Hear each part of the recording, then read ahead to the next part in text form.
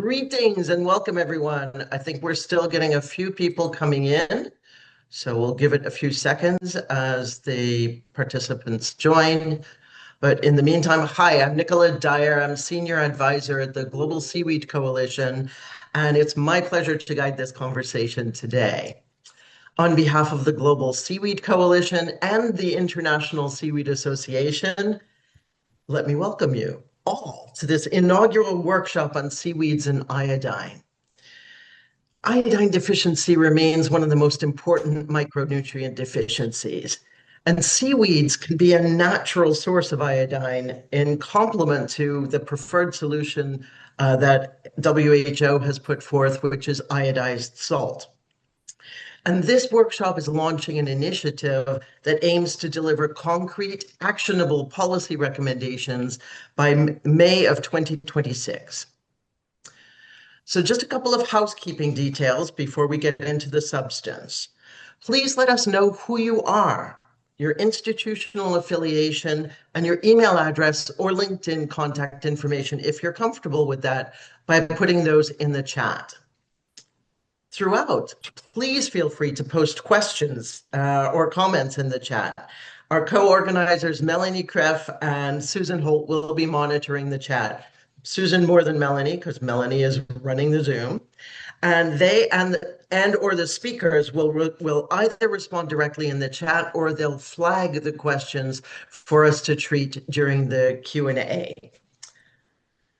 So our objective with this first event is to gather a multidisciplinary group of experts and policymakers drawn from the worlds of seaweed, food systems, and health, and perhaps others, to set the scene and form a working group.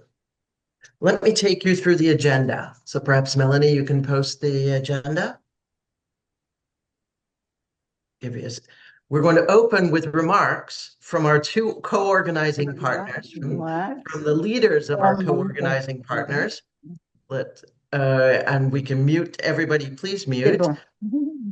Everybody, please mute. And the co-organizing partners who are going to present, first of all, will be Philippe Potin from the Global Seaweed Coalition. And Susan Holt will then present for the International Seaweed Association. We'll then have two keynotes highlighting the importance of this topic from a food systems, global health and food systems perspective. The first will be from the Global Seaweed Coalition Strategic Advisory Council member, 𝐬𝐞𝐚𝐰𝐞𝐿𝐻 Fan. And that will be delivered as a pre-recorded video from Belém. Let me just interrupt myself. Melanie, are you able to share the agenda on your screen? Because I'm not seeing it, and I think it might be helpful as we go through the agenda at this point. So our Strategic Advisory Council member 𝐬𝐞𝐚𝐰𝐞𝐿𝐻 Fan will deliver a video from Belém, and he's attending COP30 there. And next we will have 𝐬𝐻𝐸𝐻𝐸𝐻𝐸𝐻 of the Global Alliance for Improved Nutrition, or GAIN. We'll then have four framing scientific and policy presentations. The first by Max Hansen of DTU Food. He's going to show up as Susan Holt and Max Hansen. And then once again, Susan Holt, this time in her role with DTU Food. Next, Michael Saramella of New York Sea Grant will provide a US perspective, and we'll close out this segment with a presentation by 𝐢𝐨𝐻𝐸 of the Institute of Oceanology, Chinese Academy of Sciences in Qingdao. We'll then have a brief Q&A.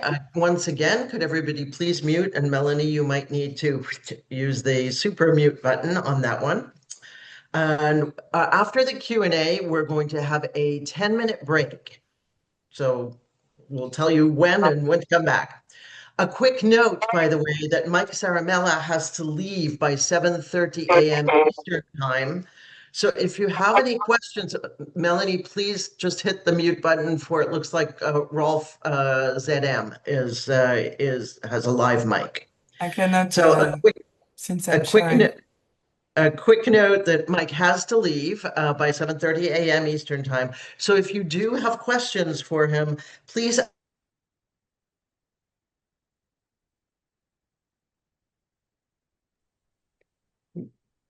Nicola, you were muted. Nicola, you're muted. Thanks, Mike. I think Melanie muted me. Sorry. Okay. So where did we get to? Was I saying that Mike has to leave? Yes. Was that where I was? Yes. Yeah. Okay. So if you do have questions for Mike, please post those in the chat. He's going to have to leave before the break, and he's going to do his best to respond to those questions directly in the chat. Then after the break is going to be after a brief Q&A. We'll hear from 3 more speakers on the role and importance of regulatory and institutional frameworks. Yuichi Sato of Riken Food Company will highlight the role of culture in Japan's long-standing relationship with seaweeds. Marcela Fernandez de Souza will provide insights from the European Commission. And Esther Garrido-Gamaro of the FAO will help us to better understand the Codex Alimentarius and its critical role. Then after a brief round of Q&A, it will be your turn. The objective of this first workshop is to form a working group that in turn will deliver on the objective of the initiative, which is to develop those critical policy recommendations. So to do that, we're going to open up the floor for your participation, for a conversation on the topics that the working group would need to cover and collect your expressions of interest in participating in the working group. So please be ready to share your thoughts when we come to that part of the conversation. We'll then wrap up and close. So with that, let's begin. Melanie, could you please play the video from Schengen, former Director General of the International Food Policy Research Institute, IFPRI. Thanks.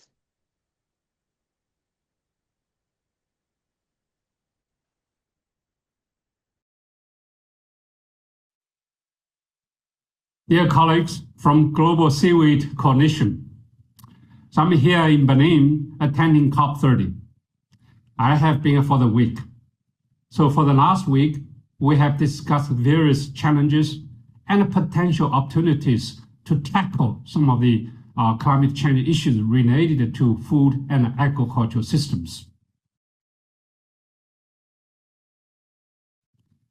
So it is clear that we are facing tremendous challenges, unprecedented challenges.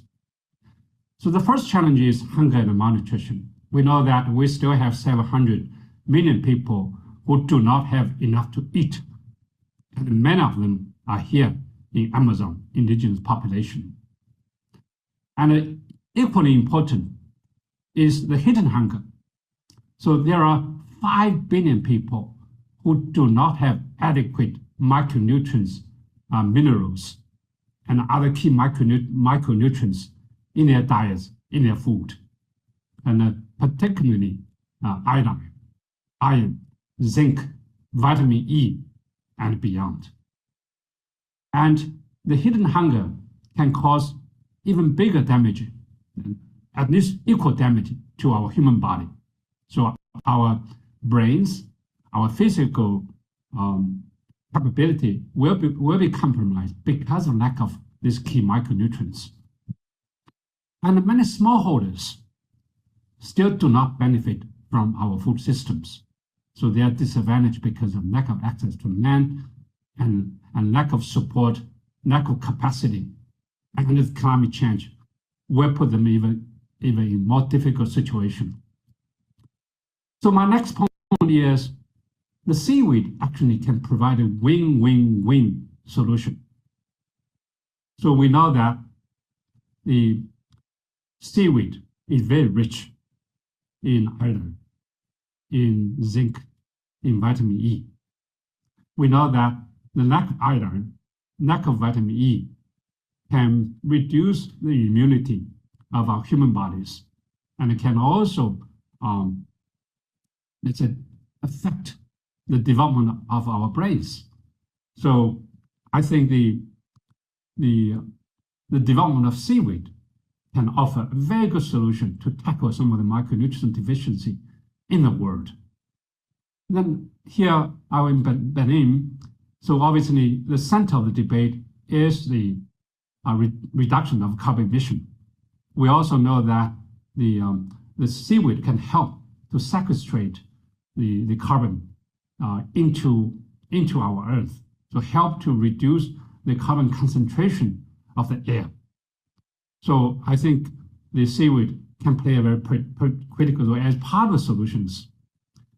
And many, many smallholders, probably 30 million smallholders, maybe even more, are working in the seaweed industry, whether it's production, processing, or trade, retailing, maybe even more. So help them to engage in more, let's say, high productivity, high value seaweed production. The whole chain can help them to move out of poverty. So I think, if we can put our heads together to really push the seaweed into, let's say, the global development agenda, it can provide a win-win-win. Win on nutrition and health, win on climate change, and a win in helping smallholders. But obviously, we need to do more. We need to do more. So number one is for researchers like me to invest more in R&D to improve the varieties of seaweeds. So there are many kinds of different varieties of seaweeds. They have very different genetic diversity. So scientists could use modern technologies to sequence, use modern tools to find the good genes that can help to create new varieties that can help to improve, nutrition content, as well as carbon sequestration. We know that different species have different functions and different impact in reducing carbon emissions. So that's number one, investing more in research or in R&D. The second is provide support. We know that the market will not be able to compensate, will not be able to set the right price for the seaweed products. So here, I think the government support, in addition to support to rise wheat production, I think we need to support more on seaweed production and the whole value chain development. So to repurpose or to reprioritize some of the subsidy support away from traditional stable foods to more nutritious foods like seaweed. And thirdly is institutional innovations. We know that the seaweed production are very decentralized, fragmented. Is it possible to use some of the innovations, let's say, to bring smallholders together to use, let's say, co-ops, or maybe even some sort of a contract farming. So big companies could actually contract some of the production to smallholders. Then big companies were able to provide technical, financial, and market support. And so all this sort of institutional innovation can help smallholders to access to all kinds of services that can all both the production of seaweed. And finally, I think the consumers needs to change their consumption behavior. So in China, I come from the eastern part of China. We eat lots of seaweeds or related products. I think the younger population just do not have that habit in consuming the seaweeds. And obviously, the industry, particularly the processors of seaweeds, needed to tailor the products to the needs of young people, more convenient, and maybe even better looking, and so more attractive to the young consumers. So by all these different methods, support, innovations, we can really bring, this is top secret or hidden secret of seaweeds to help to deal with some of the global challenges like climate change, malnutrition, and help smallholders to prosper. Thank you very much. And thank you very much, Shenggen. We know this was pre-recorded, but this was a terrific introduction to the topic from the global health and food systems perspective, and noting that this is a win-win-win. And let's just underscore your point about governments have an opportunity to reprioritize subsidies away from those traditional staples to more nutritious and climate-friendly foods like seaweeds. and the role of culture, which we're going to hear more about soon.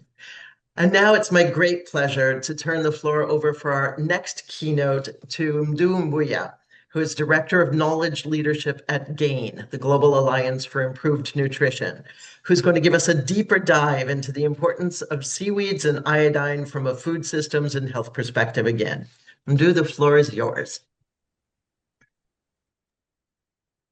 Thank you, Nicola. Okay. Thank you, Melanie, for sharing the screen. If we can go to the next slide. Good morning, afternoon, or evening, everybody. It's a pleasure to join you today. Today, I'd like to take a brief look at the global burden of micronutrient deficiencies and how more nutritious food systems, including some underused foods, can help address it. Next slide, please. So in my short intervention, we'll cover 3 points in relatively brief fashion. First, the scale of dietary inadequacies globally, and then how food systems can shift towards more nutritious food and how this dovetails with the topic of seaweeds and nutrition. And last, I'll give a few reflections for policies and programs. In the next slide, let's begin with the extent of micronutrient inadequacies. So next slide, Melanie. In this slide, what we're seeing is an analysis from Harvard, GAIN, and other colleagues that shows the estimated micronutrient inadequacies burden globally in the absence of food fortification. And what we see across different micronutrients ranging from calcium, iron, vitamin E, riboflavin, and so forth, is that billions of people fall short on essential micronutrients. And these are micronutrient-specific inadequacies. So the same person can suffer from more than one inadequacy. I'll draw your attention to iodine, which is in the last column of the second row, that illustrates that when we discount, when we don't account for fortification or salt iodization, half of the world suffers from iodine inadequacy. So it's almost 4 billion people. Next slide, please. So focusing in on the takeaway from that last slide is simple, that globally diets are not delivering what populations need, which is why you need complementary or additional interventions to plug the gap or to fill the gap. And there are disparities in terms of who suffers from inadequacy, both from a global perspective, but also from a socio-demographic perspective. And iodine provides a clear example of these disparities. The study that I'm illustrating here shows the annual changes of the burden of iodine deficiency from 1990 to 2019.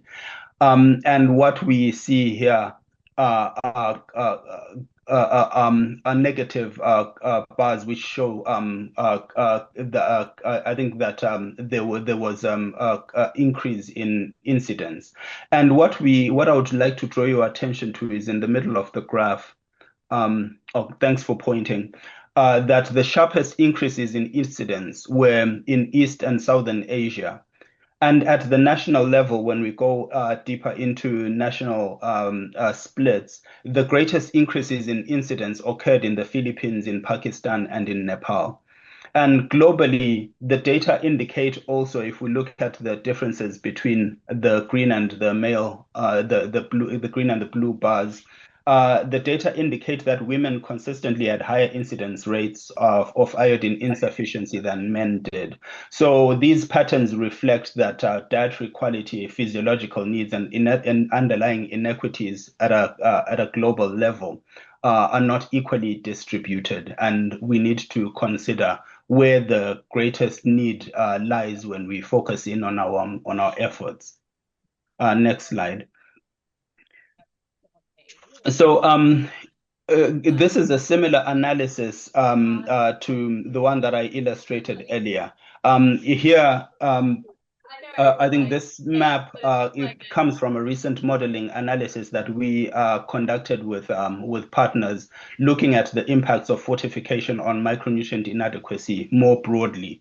It's currently in preprint with the reference at the bottom of the slide. It's not clear here, but I think slides will be shared afterwards. But here what we see is that even with fortification, inadequacies persist. So we need complementary interventions, and seaweeds are a great opportunity for this, as we've heard from Schengen, and as will be emphasized throughout the course of the workshop today. But specifically, what we see here is that 6% of the global population remain at risk of iodine inadequacy, even if salt fortification programs were delivered at high coverage and quality. So a significant reduction, but a high residual burden of inadequacy persists. And this is why the food systems lens matters so much, and this is why our convening today matters, or can help plug in the gaps that I'm trying to illustrate here. Next slide, please. So why does this all matter? Sorry for the small text here. Why does this all matter? Just to tie the loop on this, micronutrient deficiencies are deleterious in their effects at the human health and developmental level, in the sense that when people, especially I think children, suffer from inadequacy, this impairs brain development, weakens their immunity, and contributes to conditions like goiter and neural tube defects when we look at the more extreme clinical manifestations of micronutrient deficiency. As I alluded to, the first 1,000 days are especially critical, and this is when development is greatest and humans are most vulnerable. But even beyond, it matters. The figure on the right illustrates this point about this being important beyond the first 1,000 days. It's from a seminal iodine supplementation trial. And what it illustrates is that among preschool children who received iodine, what we saw is that after 28 weeks of receiving iodine dosage, children had significantly better scores of picture concepts, matrix reasoning, and overall cognitive scores. So they were more smarter and more learning ready with iodine than without. So this is a strong illustration of the effects or the benefits of iodine that go beyond the early stages of life and can go into learning outcomes and adult productivity. Next slide, please. So given this burden and the significant implications, it's reassuring for us to consider that food systems can be transformed to be more nutritious if we pay attention to I think where the most significant levers that can provide this bang for buck can be targeted or realized. Next slide, please. So what this a study where we sought to measure what the world eats, to put it briefly, and what we're showing meeting here is about is use of seaweed for iodine production. Sorry, if we can mute, please. And what we see here, or what this shows, is a minimum dietary diversity, or MDDW, across different countries, grouped by regions by different global regions.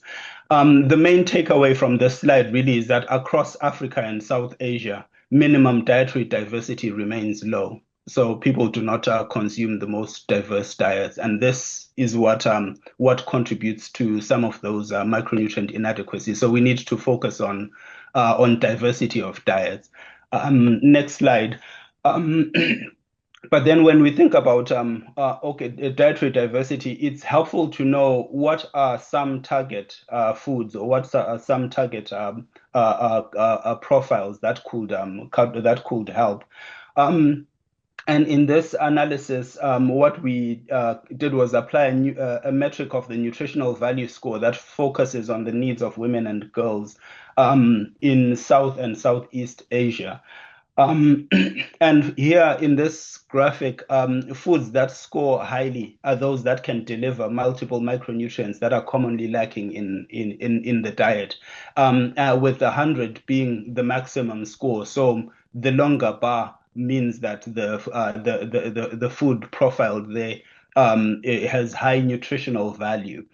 In essence, and what we see is that in South and Southeast Asia, organ meats and dark green leafy vegetables stand out as especially high. And these are analyses that look at subgroups, at food groups. Sorry. Next, if you click next, please.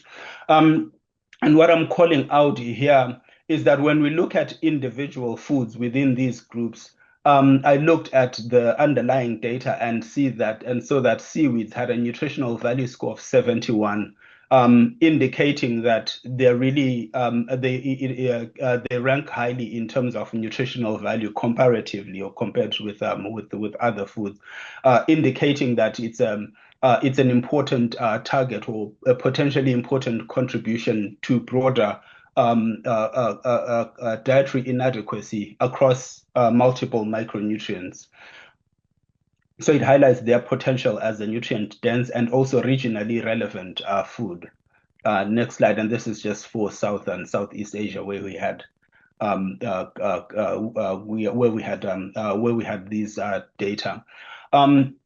But what this underscores, or when we look at what this all means, is that more broadly speaking, forgotten crops and sea vegetables offer opportunities for nutrition environment synergies. They offer powerful nutrition and environmental synergies. They use no land, no fresh water, and contribute to carbon capture. And what this does is that it creates a nutrition environment double win. And this is particularly relevant, especially, in the context of where we're meeting at the same time that we have COP30, and countries are seeking climate resilient food sources. So it's a particularly relevant and topical opportunity in terms of a double win for food, for nutrition and climate. Next slide. So just to close with my time being up, I think we've seen, or hopefully I've illustrated, that micronutrient malnutrition remains widespread globally. And this includes in higher income countries, but it's particularly pronounced in lower income country contexts. And inadequate diets are a primary driver of this malnutrition. I've hopefully illustrated also that aquatic vegetables, including seaweeds, can offer promising nutrition climate co-benefits. Important to note as we reflect on the rest of the workshop today, that their role depends on a couple of factors. It depends on context, on affordability, on cultural acceptance, as well as on supply chains and complementarity with other interventions. Important to note or consider that nutrient variability means that we must also monitor consumption and consider what this means for regulation or policy recommendations, so that we maintain a focus on addressing inadequacies and avoid excessive intakes in some pockets. But given this extent of deficiencies, we're far from there, but it's important to project or look forward into the future to a state where we are successful and make sure that we have the necessary guardrails in terms of regulation and in terms of monitoring moving forward. But in essence, this is not a cautionary note, but it's an encouraging note in that it underscores that they should be part of a balanced strategy and not a standalone solution. In the last slide, I just simply thank you for your attention and hand back to Nicola for the rest of the session. Much appreciated. Thank you so much, Ndu. Thank you to you and to Schengen from those great framing remarks and keynotes from a food systems and health perspective. Now, the alert participant will have noticed that the moderator skipped a really important part of this program, which is, why does this matter for the seaweed world, and why do we care about this? So having heard about the food systems and health perspectives, it is now my honor to turn over to the co-founder of the Global Seaweed Initiative, the Global Seaweed Coalition, scientific director of the coalition, Philippe Potin. The floor is yours. Thank you, Nicolas. Thank you, everyone, for attending this workshop. It's really a pleasure to introduce it. And of course, I will say a few words about the Global Seaweed Coalition for probably the rare persons which are not aware about the coalition. But there were a lot of novelties for the coalition in the recent months, in fact, including what Nicolas was mentioning about the launch of the UN Global Seaweed Initiative, which is part of the policy pillar. We are, of course, which is one of the pillars of the 4 pillars structuring the coalitions. So our 3 other pillars are funding, of course, which is something essential for our activities, but also on mainly science and advocacy. And of course, today the workshop is much more in the context of our scientific activities on technology pillar, which of course involve the work of a group of 15 scientists over the globe, which are really belonging to top research institutions to advise and assess projects we see out of the call for proposal of the coalitions, but also providing a lot of advices considering the choice we have to guide the policies we are willing to influence. So the coalition was launched now 4 years ago with initial funding from the Lloyd's Register Foundation to support the seaweed industry at the scale up for a safe and sustainable development. And in this context, of course, our debate today are very important. I will not talk too much about the other activities of the coalition. I want really to introduce the topic of today, and I'm really delighted that we can organize this initiative together with the International Seaweed Association, and Susan will talk more about that later. But for myself, it's really very important to consider this topic with all the work we will conduct, of course, based on the scientific knowledge we will share during the workshops and all other events, to really provide some policy guidance which will be very important for, of course, some UN organizations like WHO, but for FAO, and we will influence the sector. And in fact, I have a personal interest in iodine for a long time now.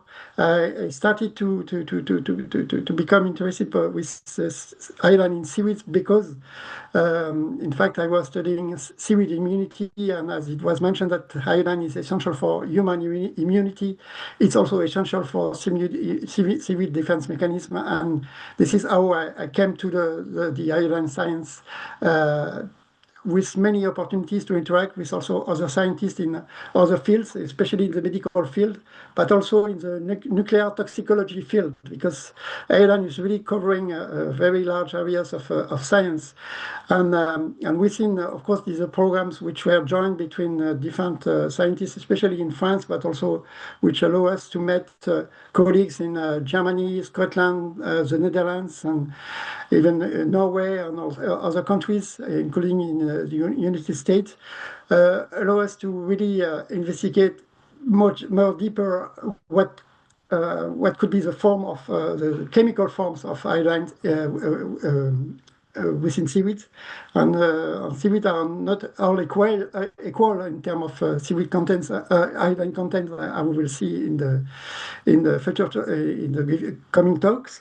There could be a lot of variations in iodine content, and what we have studied in the past is really the champion of iodine accumulation, which are some kelps, not all kelps, mainly the kelps from the family of Laminariaceae are really the champion for accumulating sometimes much more than 100,000 tons fold the iodine concentration in seawater.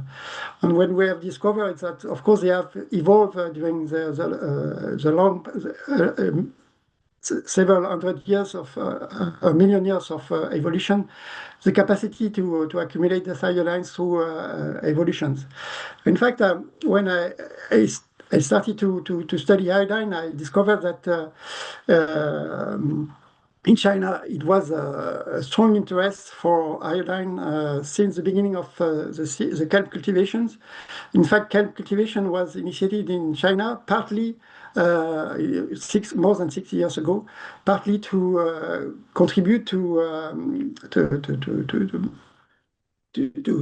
bring iodine in areas of China which were really showing very low iodine provision in the diets, and that was one aim of the first breeding programs which were initiated in China, was to select for kelp strains which could be rich, the richest as possible in iodine. It is really a paradox because nowadays we are also involved in some breeding programs for kelps, and some of the demands are really to provide crops which could be lower in iodine contents. So to prevent what is also the limitation of the regulation at the moment, which are preventing, in fact, the marketing of kelps which are above a certain amount of iodine content, especially in Europe. So I could talk a lot of course, a lot about iodine. I'm passionate by what is happening for the different aspects of iodine science, including, of course, the importance of iodine for the iodine and the climate cycle on the planet, but also, of course, in terms of iodine content in seaweeds. And what we have learned also that by studying the chemical speciation of iodine in seaweeds is that sometimes, especially in kelps, this iodine is present in the form of iodide, which is a very labile form, which indicates that when you are cooking seaweeds, you are losing a large part of this iodine. So it will be much more illustrated in the coming talks, but this is very important to note, and that means that the present regulations, which are often based on the marketing of dry seaweed, which are very high in iodine content, could really not provide this amount of iodine in the diet when they will in fact be cooked.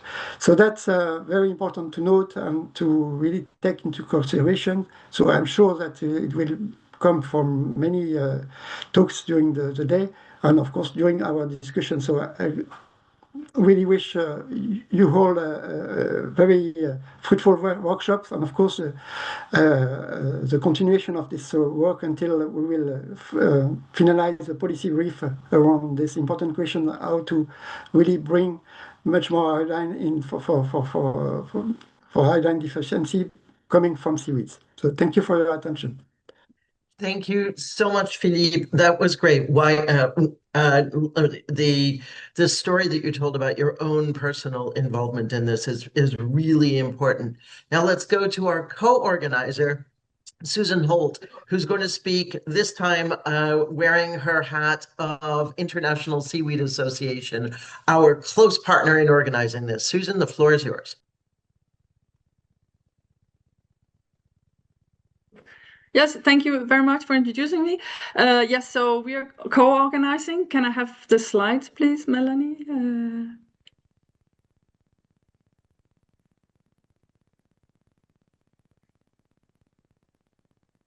Yes, so yes, I'm the vice president, and I will be representing the International Seaweed Association in this presentation of this workshop. Yeah, next slide, please. So what is the International Seaweed Association? So this is kind of driven by polysaccharide industry back in the 1950s. So the first International Seaweed Symposium started in 1952 in Edinburgh in England. Yeah, next slide. And that has been the council's main job has been to actually run these conferences every 3 years. So you can see here a map with the green countries where we have already who has hosted this International Seaweed Symposium. Last time it was you can see it highlighted there in Victoria. So that was last year. Yes, and if you click again, so the next one will be in Qingdao in 2028. So yes, next again. So that has been our main tasks, but we actually want to, so we want to be the priority, the first priority of the global seaweed community, and also first choice if you want to go to an international symposium where you can meet both researchers and businesses. And we want to promote applied science research within seaweed, but also have more development of sustainable seaweed exploitation, production, applications, and so on. And that's, of course, also why we're interested in hosting this event here and this work going along after this. And we also want to stimulate that researchers well established, the wizards, and also students meet, and also industries, government representation, national and international associations, and so on. So if you click again. So we have initiated we are reaching out to different collaborations, different organizations, and so on. Of course, also Global Seaweed Coalition, and also national organizations, and so on. So if you click again. And this is where we're from. This is the council, just to show who are we actually. So we're 14 members of the council, and we have highlighted with a red circle here 𝐬𝐸𝐻𝐢𝐳 from Nova Scotia, Acadian Sea Plants. She's the president at present. And we have been elected by interest of you members who have put in some candidates, and then we have voted who should be representative here. And it's global representation, and it's also female, male, industry, and research, and so on. So we are broadly representing the seaweed area. Yes, next one. Yes, so that's it. You can find us on LinkedIn and check out events like this and other upcoming things. But thank you for joining, and I hope we'll have a great meeting.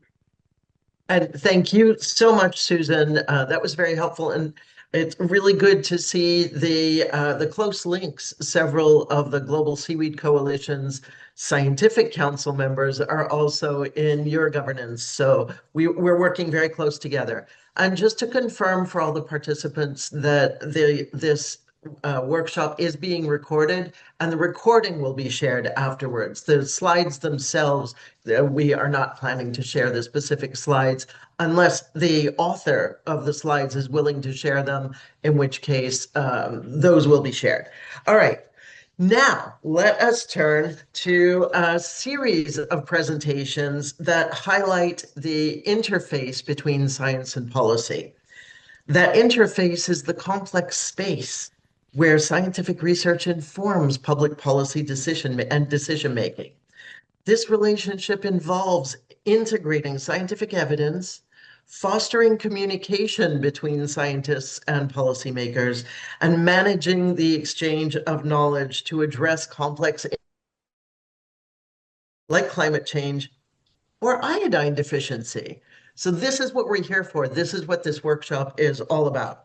Our first group of speakers, Max Hansen, who's going to be sharing the screen with, he's sharing screen space with Susan, senior advisor. So he's senior advisor at DTU Food. Susan, not wearing her vice president of ISA hat, but her associate professor at DTU Food hat. And Mike Saramella, seafood safety and technology specialist at New York Sea Grant and Cornell Cooperative Education, and Professor 𝐬𝐞𝐚𝐰𝐞𝐞𝐝 of 𝐬𝐞𝐝 in Qingdao. Max, the floor is yours. Thank you very much. As you mentioned, I'm a senior advisor, and I'm giving advices to authorities nationally and internationally about a lot of substance, including iodine and seaweed. So I will talk a little bit about how we perform risk assessment of seaweed, and I will give some suggestions to how we can use seaweed in a safe way. Please, one slide more. Yeah, I will just start by a definition of hazard and risk. As you can see here, if you have a snake outside the cage, the girl is very scared. If it is inside, she's not very scared. Yeah, click once more. You can see the hazard, that is actually the snake or the poison, and click one more. And that's the same. That's a low risk if the snake is in cage, and a high risk if it is out. Yeah, next one. And that is how we perform the risk assessment.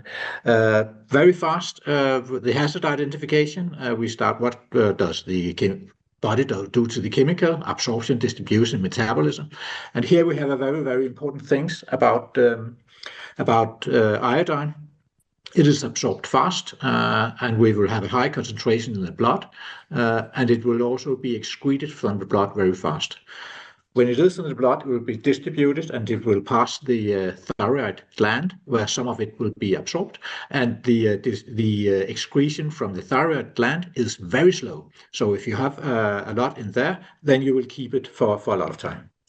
And then we try to set a health-based guidance value or another safe level. And we perform an exposure assessment. You take the concentration in your food or in your seaweed and multiply it by the consumption. And then you draw a conclusion. Next one. Yeah, and one more. And just to show you, we actually don't know too much. We know far too little. And next one. Here we see, first of all, let me talk a little bit about the toxicity. There's been done some very, very poor studies, human intervention studies with few, usually male persons, which has been eating some iodine for a short period of time. It is really not sufficient to perform or to set a health-based guidance value. But what they saw was that if you have an intake of 1,700 microgram of iodine per day, then you have some changes in the thyroid hormones. It's not very sure if these changes, they are adverse, but it is changes, and we don't like changes. And that has actually led to that Europe has set an upper safe level of 600 for adults. They say, okay, we have these 1,700 and we divide by a uncertainty factor of 3. US use the same study, but they think, okay, we don't know if it is adverse, so we divide by 1.5. And then Japan, they have a much higher limit, and that could be either due to adaptation or it could be due to genetic differences or whatever. That's really difficult to say why. I must admit, in my opinion, I go for the, even though I'm in Denmark, I go for the US approach. I think a safe intake of 1,000 to 1,100 is perfectly clear. And I'm very sure that my colleague Susan probably has an intake which is much higher. Yeah, what can we do? What is the intake? What the consumption of iodine? That is from the recent EFSA opinion on this on this area. I think actually it was from 2023, but the highest average intake was almost 11,000 microgram per adult, and that is really a lot above these values of 600 and 1100. I'll come back to why that's maybe not a big problem. Next one. Next, yeah. That's just to illustrate the variation of iodine in seaweed. You see it goes from lower than 50 up to 8,000. So there's huge variation, and there's also variation over time and over place. So if you want to perform a precise exposure assessment, I wish you good luck, because we really can't say too much about the concentration. That's a major problem. Next one. Yeah, here we have just highlighted the upper tolerable intake from US and from Denmark.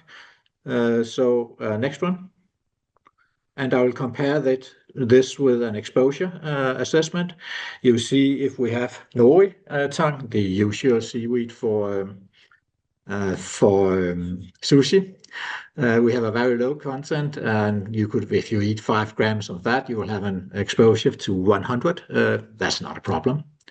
But if you take the seaweed with a very high concentration, 8,000, even if you eat 0.08 grams per day, you would actually, by that source alone, exceed the 𝐸𝐵𝐴 or the EU upper limit. Yeah, let's go on.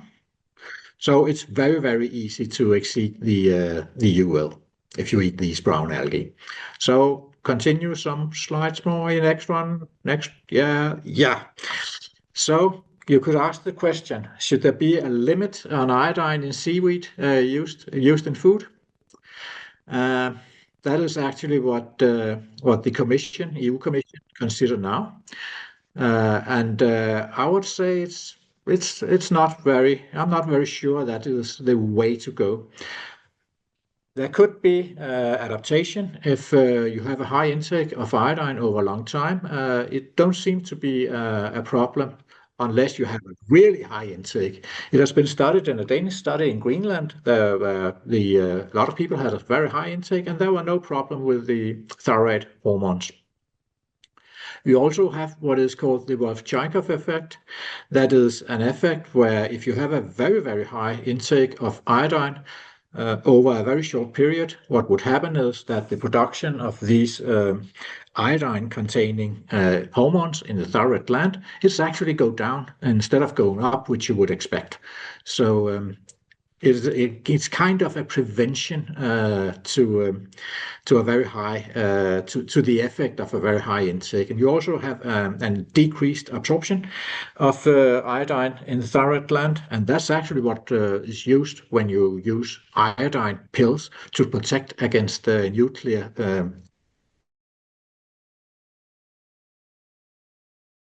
power plant. You eat an iodine pill, and then you will not absorb the radioactive iodine, which could come from the nuclear waste. So we could actually say, state the question: are we developed to eat food with large doses of iodine once in a while? And if that is the case, it would not be reasonable to set a limit for iodine in food, which is covering all different kind of food, because, well, I'm sure if you eat a seaweed salad once in a while, it will be much, much, much more than 600 or 1100 or maybe even 3000. But if you don't do it every day, it's probably not a problem. So I would suggest that we don't have limits for iodine in seaweed. I would suggest that we have guidance to the consumers and to the producers. Next one. So what should these guidance be? In my opinion, it's a good idea to eat seaweed once in a while and not every day.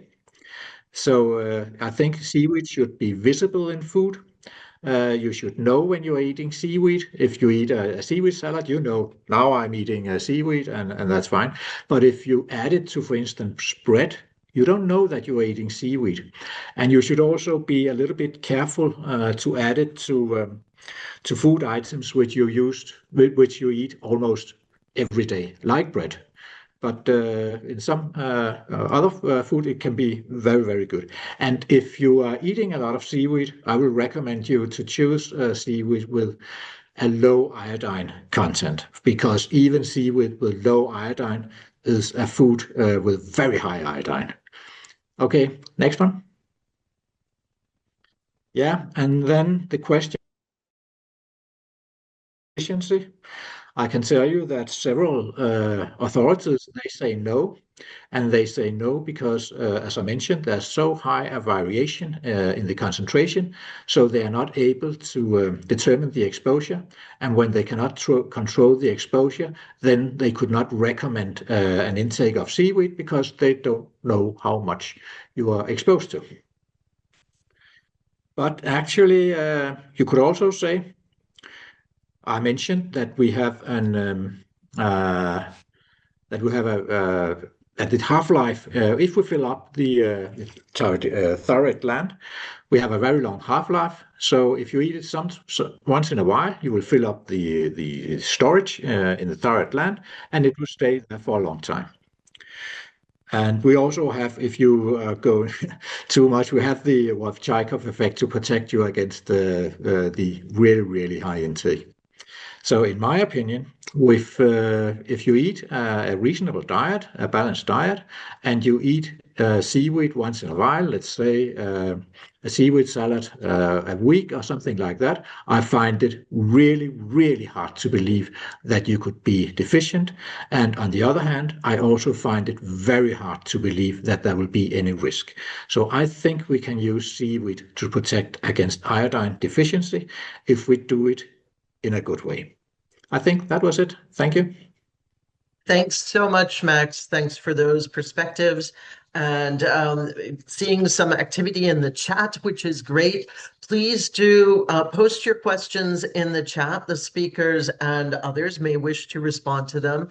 And just to highlight this point, we're actually starting to change the use of the collective noun from seaweed to seaweeds, highlighting the importance of the different species, concentrations, contributions of iodine. So there's so many different species of seaweed, and so we are starting to say seaweeds. With that, Susan, over to you, wearing your DTU food hat now as associate professor.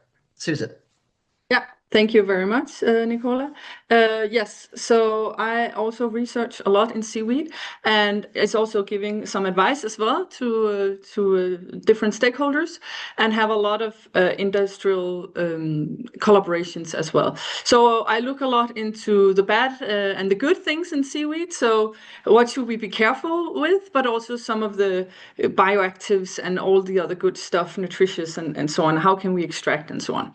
So I will now tell you a little bit about the variation of the concentrations, as has been mentioned a bit here, and more. So if you click next. So I will tell a little bit about the different species. I've put some nice pictures here of some different species, named them as well, and also the popular names, because we will talk about the difference in species, in iodine concentrations, but also season, geographically, and what can we do with processing. And what about this iodine speciation that was also mentioned by Philippe, and then touch a little bit about legislation, but I'm sure that will come more later on in this workshop. Next slide, please. Yes, so iodine concentration. So you saw it in a little different way when Max was putting it here. You have the x-axis with the iodine concentration, and you can see, yeah, it goes up to these 8,000, as Max also mentioned. This is a logarithm scale, so it really increases a lot when you go further out of the x-axis. So here you can see I highlighted that mainly the brown species are very high in iodine, and then you have the red and the green species that are less, but also, as Max said, it's still very high, because if you think of I highlighted here 2,000 milligram of iodine per kilogram of dry weight of the biomass. That is recommended by the French. It's a French recommendation that the limit should not be higher of this the concentration in the seaweed. So now we're talking about the concentration in the seaweed and not the daily intake, as Max was talking a lot about. So we have iodized the salt for many years, at least here in Europe, and that is around 13 to 20 milligram of iodine per kilogram of salt. So I've highlighted where that is on this graph here. And then if you look at one of the high iodine sources, that is actually fish. That is where we usually say this is where we'll find the iodine in high concentrations. And you can see that is very low on this graph. Also saying, first of all, we added in high concentrations in the salt because hopefully you don't eat as much salt per dish as you would for the fish. And also, you can also see here that some of the seaweeds, even though they're kind of low in concentration, they're very high compared to the other sources of iodine that we get. Yeah, next slide. So that was on species. If we then look at seasonal changes, seasonal variations, here we have two seasons on the x-axis, and we have the concentration of iodine. So here we go a little bit lower. This is a bladderwrack, a fucus species, but still it's very much higher than the fish you saw, right? So if you click again, you can see that during winter time, where it's cold here in Denmark, that's our winter, in December and February, there you will see the highest iodine concentrations. And it's much higher than what you will find in the summer, so at least double as high. So there is a huge variation, and also, as Max said, this is very difficult to then make some kind of risk-benefit from this, or to make these toxicological hazard calculations. Yes, so next slide, please.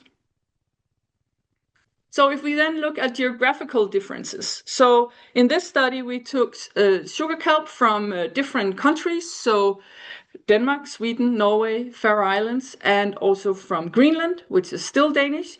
Then we looked at the sugar kelp, and we harvested this kind of the same time. So early summertime, and this is when it was the actual industrial commercial harvest, where you would actually harvest and make products and sell to consumers and so on.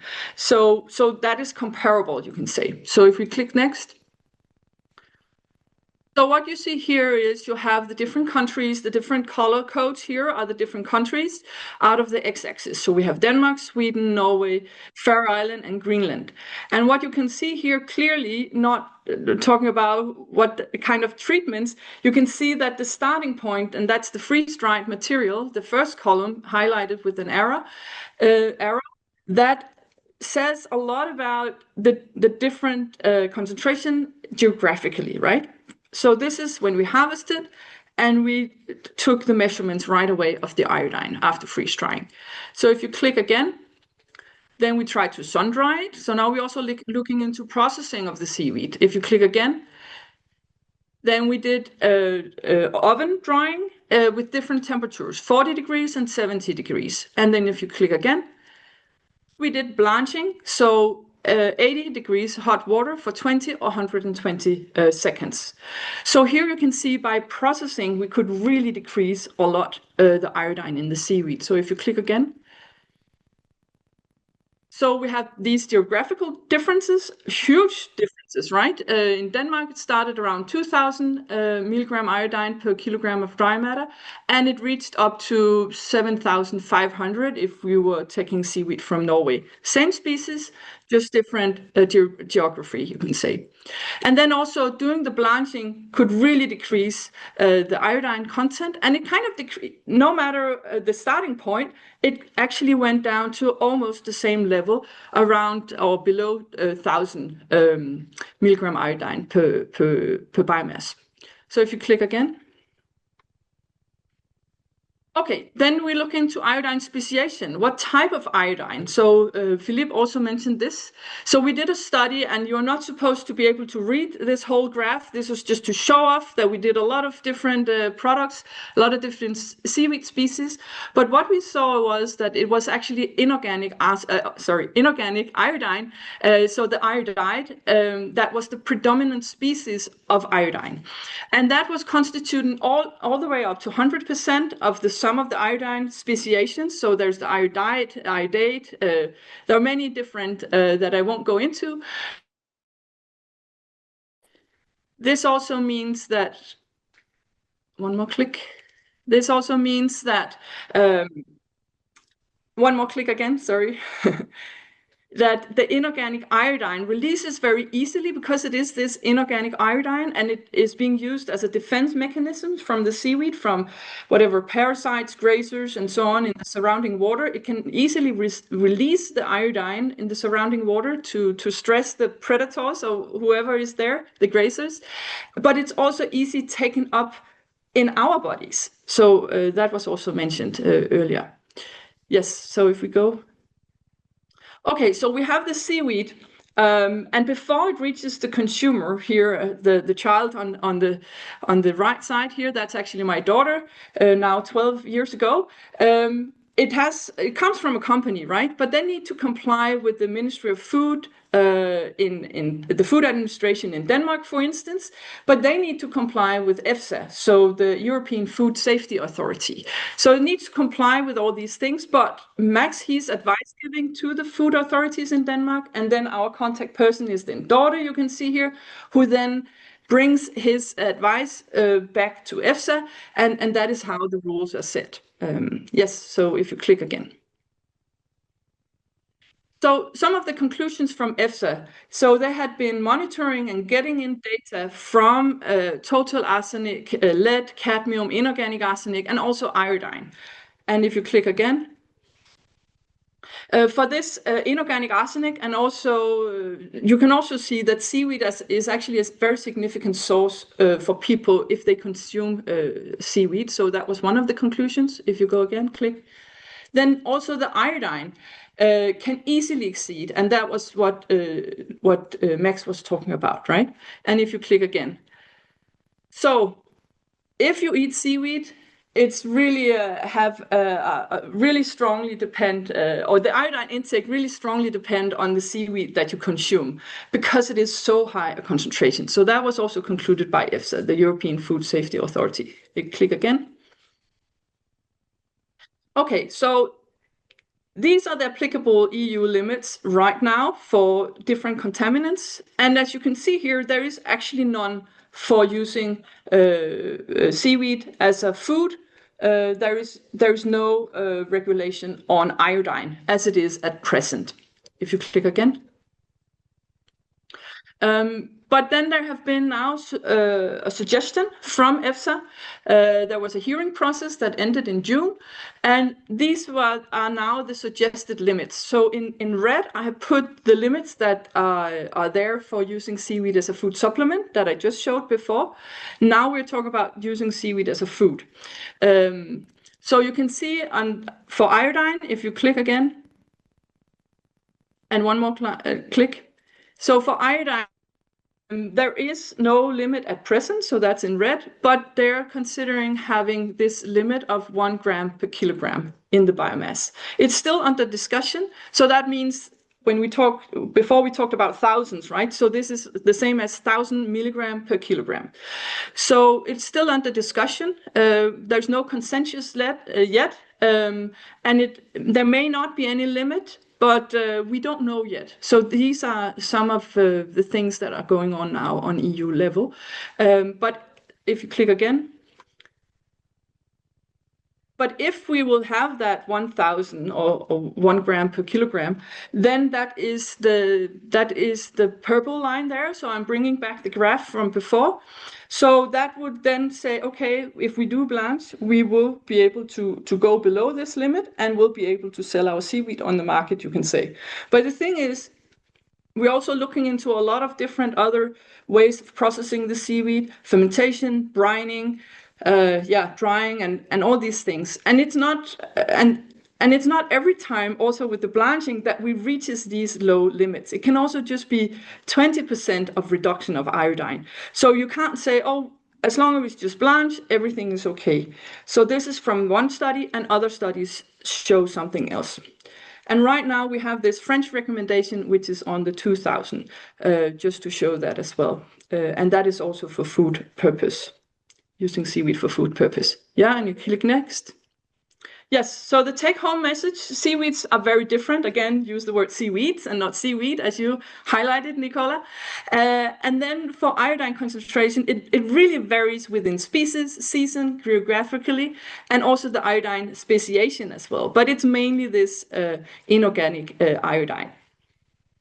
And even though the seaweed is very low in iodine concentration, it's still very high compared to other sources. So other foods where you get the highest iodine concentration, you can say.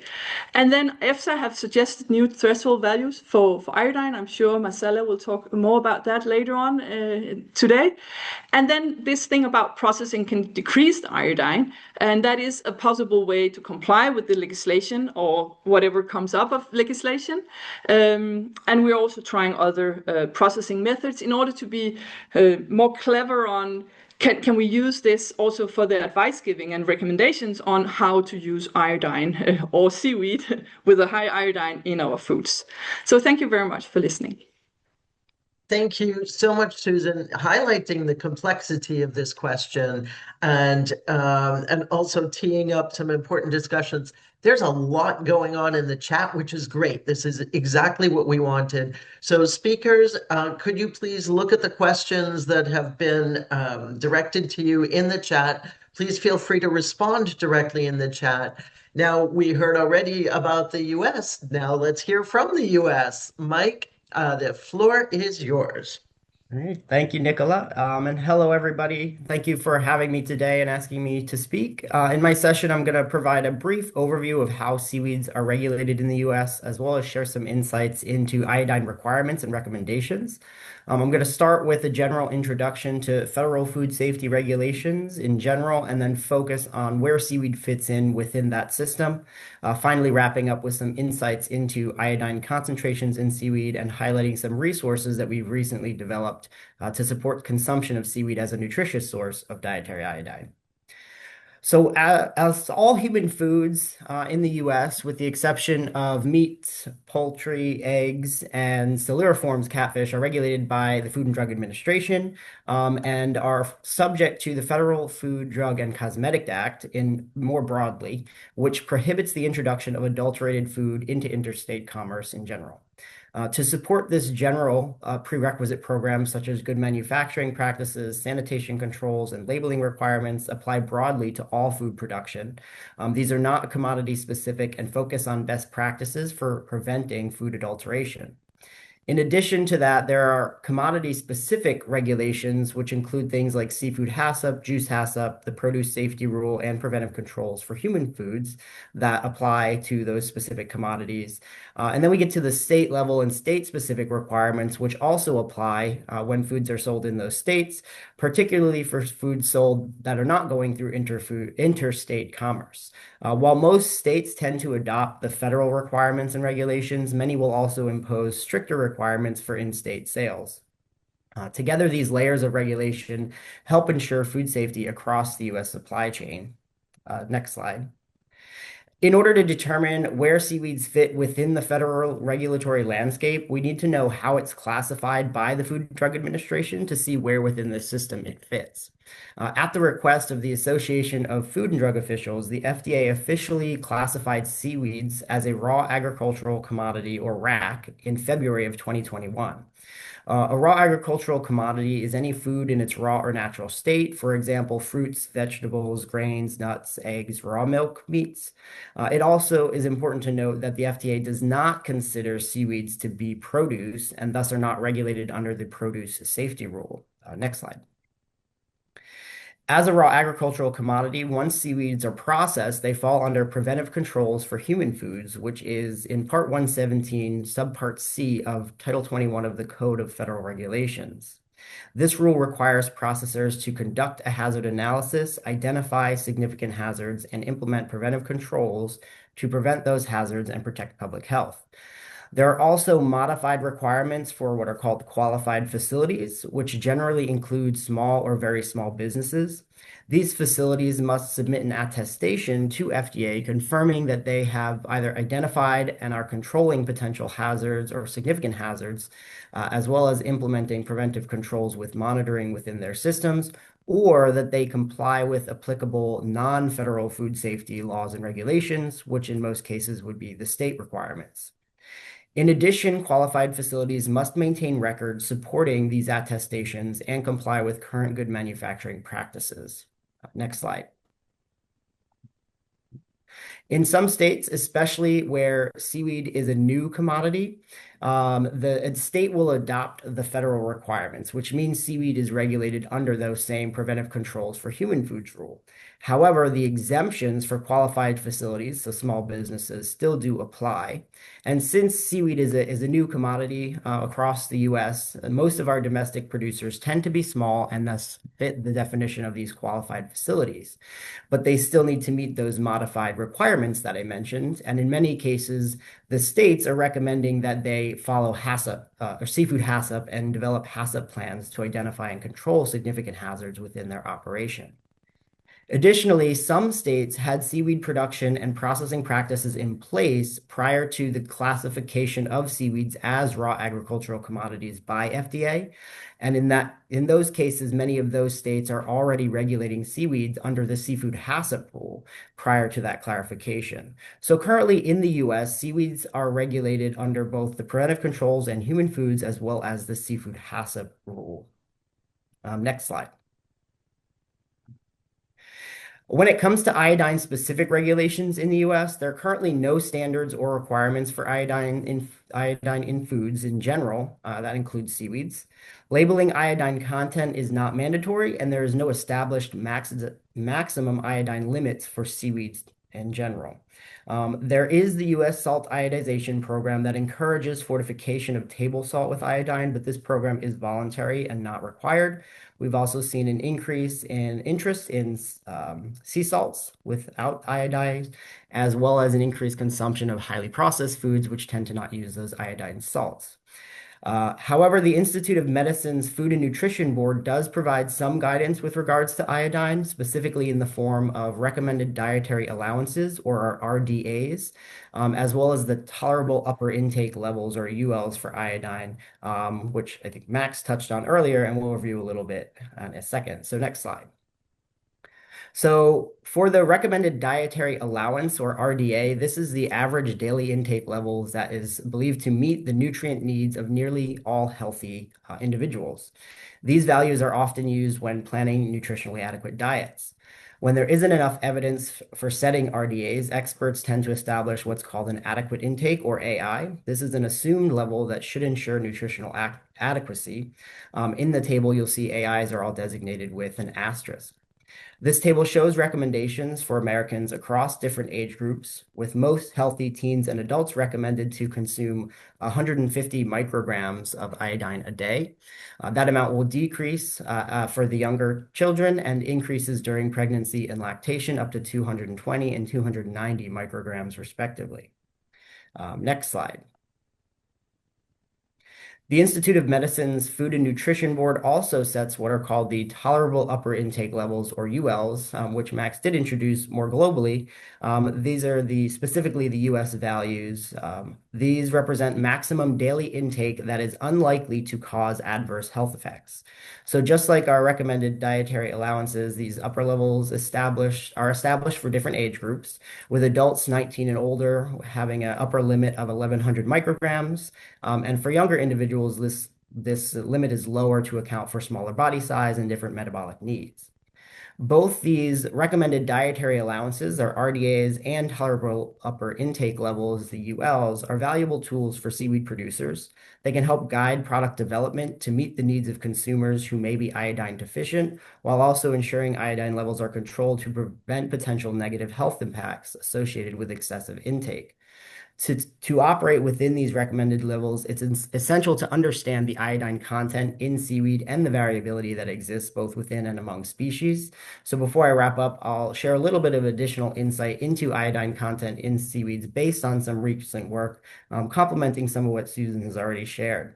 As part of a national effort to develop food safety guidance for seaweed, my colleagues and I recently published a seaweed food safety guidance document. One chapter in that document focuses entirely on seaweed, covering its contents in different seaweeds, associated risks and benefits, and strategies to minimize risk and protect public health. Through review of scientific literature revealed that iodine content can vary quite significantly, both between species as well as within species. For example, as you can see on this graph here on the left, brown seaweeds had the highest levels ranging from 12 micrograms to over 10,000 micrograms per gram. Red seaweeds were shown to have a range between 4.3 micrograms and 353 micrograms per gram, and these are all dry weight. And then lastly, the green seaweeds had the lowest levels ranging from about 12.9 to 154 micrograms per gram. So as you can see, these concentrations can vary widely, both between the different types as well as within a species. These factors influencing these levels include species, season, salinity, nutrient composition of the water, harvest depth and location, and even age and size of the seaweeds. They've also found iodine content to be varying by part, which part of the seaweed you're actually measuring. Finally, species differences affect how bioavailable iodine is to humans, and the absorption rates can vary from one person to the next. So all important things to consider. Next slide. So while iodine is an essential nutrient for a healthy diet, certain seaweed species can contain extremely high levels that may negatively impact health if consumed in excess, especially for susceptible individuals, such as those with existing thyroid conditions. So to help address this challenge and complement the industry guidance that we developed, the team also worked on educational illustrations focusing on consumer awareness. This is just the bottom half of that one iodine-centric illustration. This resource highlights both the benefits of iodine in the diet and the risks of excessive intake, encouraging consumers to check or ask about iodine content in the seaweed products they're consuming, and when not present, rely on sourcing seaweeds that are known to be lower in iodine and below those upper intake levels. This can support consumers in making informed decisions about their iodine needs when choosing seaweed as a nutritious source of this important mineral. Next slide.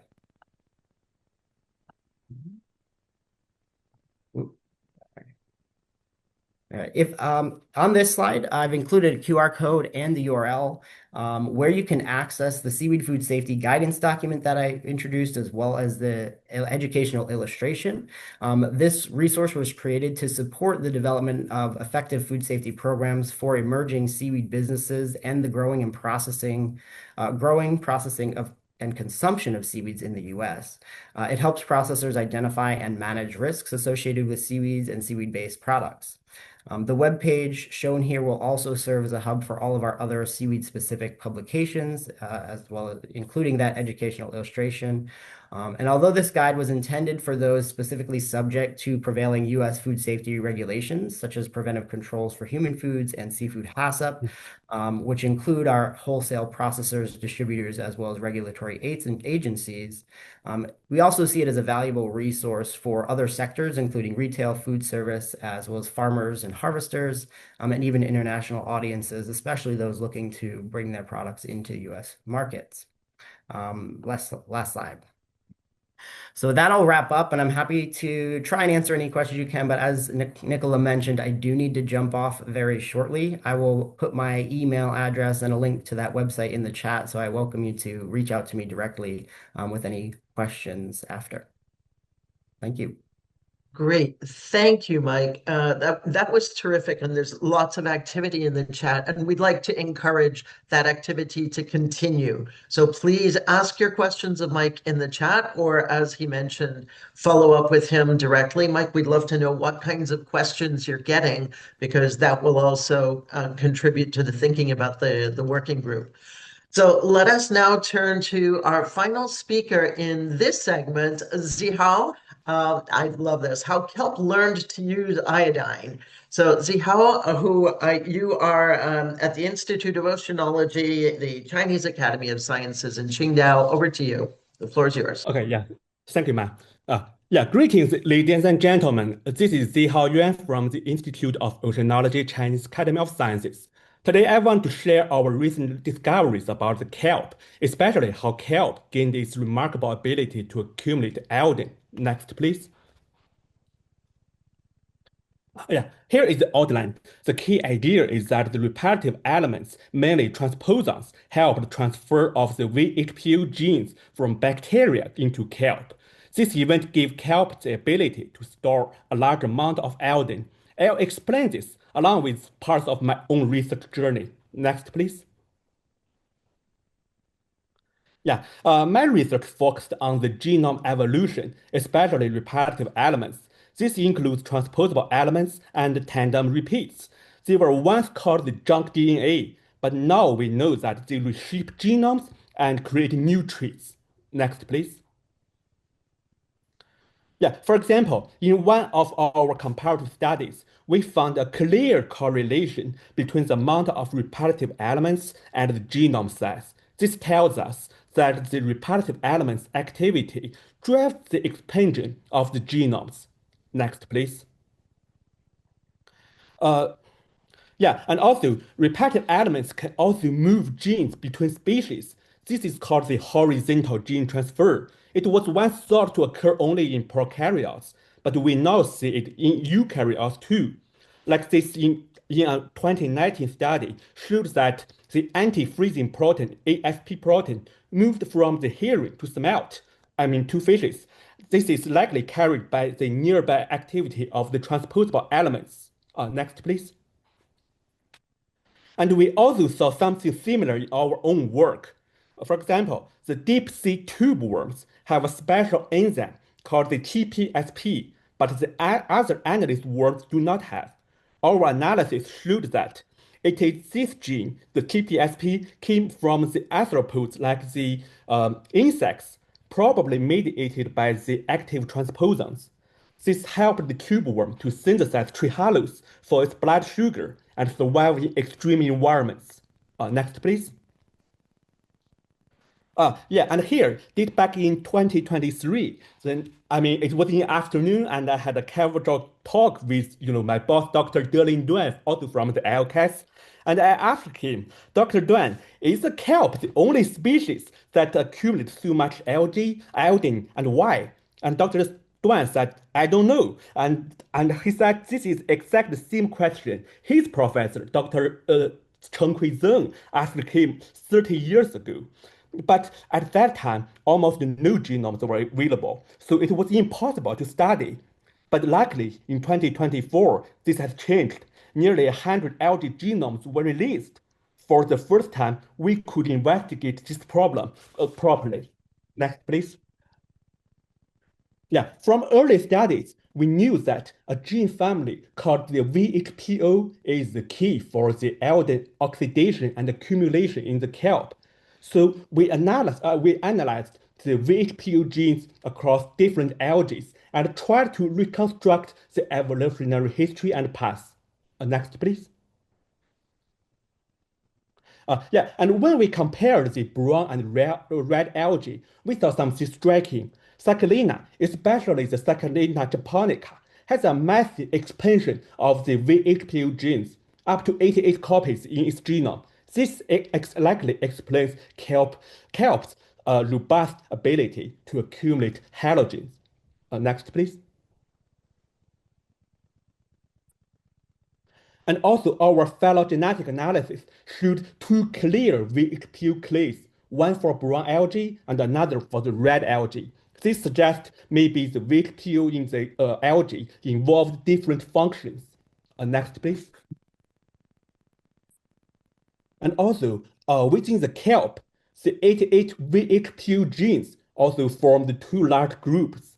This mixed ancestry and duplication helps explain the diversity of 𝐬𝐞𝐴 functions in the kelp. Next, please. And also, these genes in the kelp, the 𝐬𝐞𝐝 genes in the kelp, are not scattered randomly. They form three major clusters on three on different chromosomes, or we can see linkage groups. Next, please. And these genes are active genes. Transcriptome data showed that strong seasonal expression patterns, 𝐬𝐞𝐝 expression increases in the warmer months, matching the seasonal rise of iodine accumulation. Next, please. And then we asked, where did this 𝐬𝐞𝐝 came from? And then we saw that the closest non-algae matches were bacterial 𝐬𝐞𝐝 genes. This means that the kelp's ancestor acquired the 𝐬𝐞𝐝 genes from the bacteria. Next, please. And looking closer, and we can see that it is the acidobacteria that had the highest similarity. These bacteria, the acidobacteria, naturally produce 𝐬𝐞𝐝-like enzymes. This fits well with them being the donor, and this may have the potential industrial applications too. Next, please. And then we asked, how did this transfer happen? And could the transposable elements also be involved in this process? As we can see from the genome, the kelp has a very high proportion of the transposable elements contents. About 44% of the kelp's genome are coded by the transposable elements. This creates an ideal environment for the gene transfer movement and duplication. Next, please. Remember, there were three 𝐬𝐞𝐝 clusters, and in every cluster, we found a lot of transposable elements right next to the 𝐬𝐞𝐝 gene clusters. Most of them showed a very low divergence, meaning those transposable elements are recently inserted and may still be active. This suggests transposable elements helped the expansion of 𝐬𝐞𝐝 family in the kelp. Next, please. And we also saw the similar pattern in the cluster on the linkage group 4. Next, please. And again, on the linkage group 21, across all major clusters, the signature was the same. Active transposons sitting beside the 𝐬𝐞𝐝 gene clusters, consistent with transposon-mediated gene transfer and gene duplication. Next, please. So here is the conclusion remarks. Kelp's ability to accumulate iodine comes from a chain of evolutionary events and stories. 𝐬𝐞𝐝 genes jumped from the bacteria to kelp a long time ago.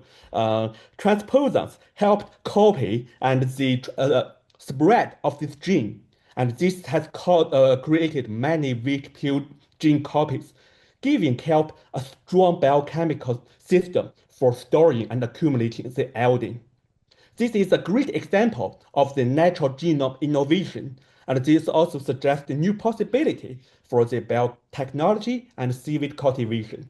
Next, please. And thank you very much.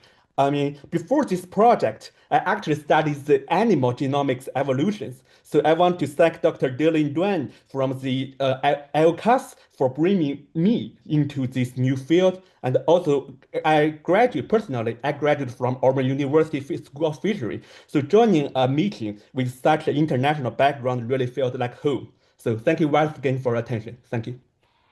Thank you so much, Zhihao, and welcome to the community. And it is really great to have the perspective of somebody who's been looking at animal genomics. This is important for a multidisciplinary task such as we're on. We really need those different perspectives. So this is absolutely fantastic. So as moderator, I am just going to say that we're going to skip the 20 minutes of Q&A, Melanie, and go straight to the break. There has been a lively discussion in the chat. And if you do have any questions that you'd like brought into the chat, please do flag those to Melanie, Susan, and me. But let us take a 10-minute break now, which will bring us to 43 minutes past the hour. And again, continue to ask your questions in the chat. And if there are any that really are going to be important to discuss in the wider group, we can discuss those after the next series of presentations. So with that, we are going to put us all on hold. 44 past the hour. So everybody back and be ready for the next presentation at 44 past the hour. Thanks. All right, welcome back, everybody. I hope you all had a chance to take a quick break. It's been a rich set of presentations so far, lots of information, lots of exciting back and forth in the chat. Please do be thinking of your questions, put them in the to you for the speakers to respond directly in the chat, or for us to pick up in the Q&A section, which we will have before we go to that group of topics for the working group. As these discussions are unfolding, please be thinking of what topics should the working group be covering. With that, in this next segment, we're going to focus on institutional and regulatory perspectives.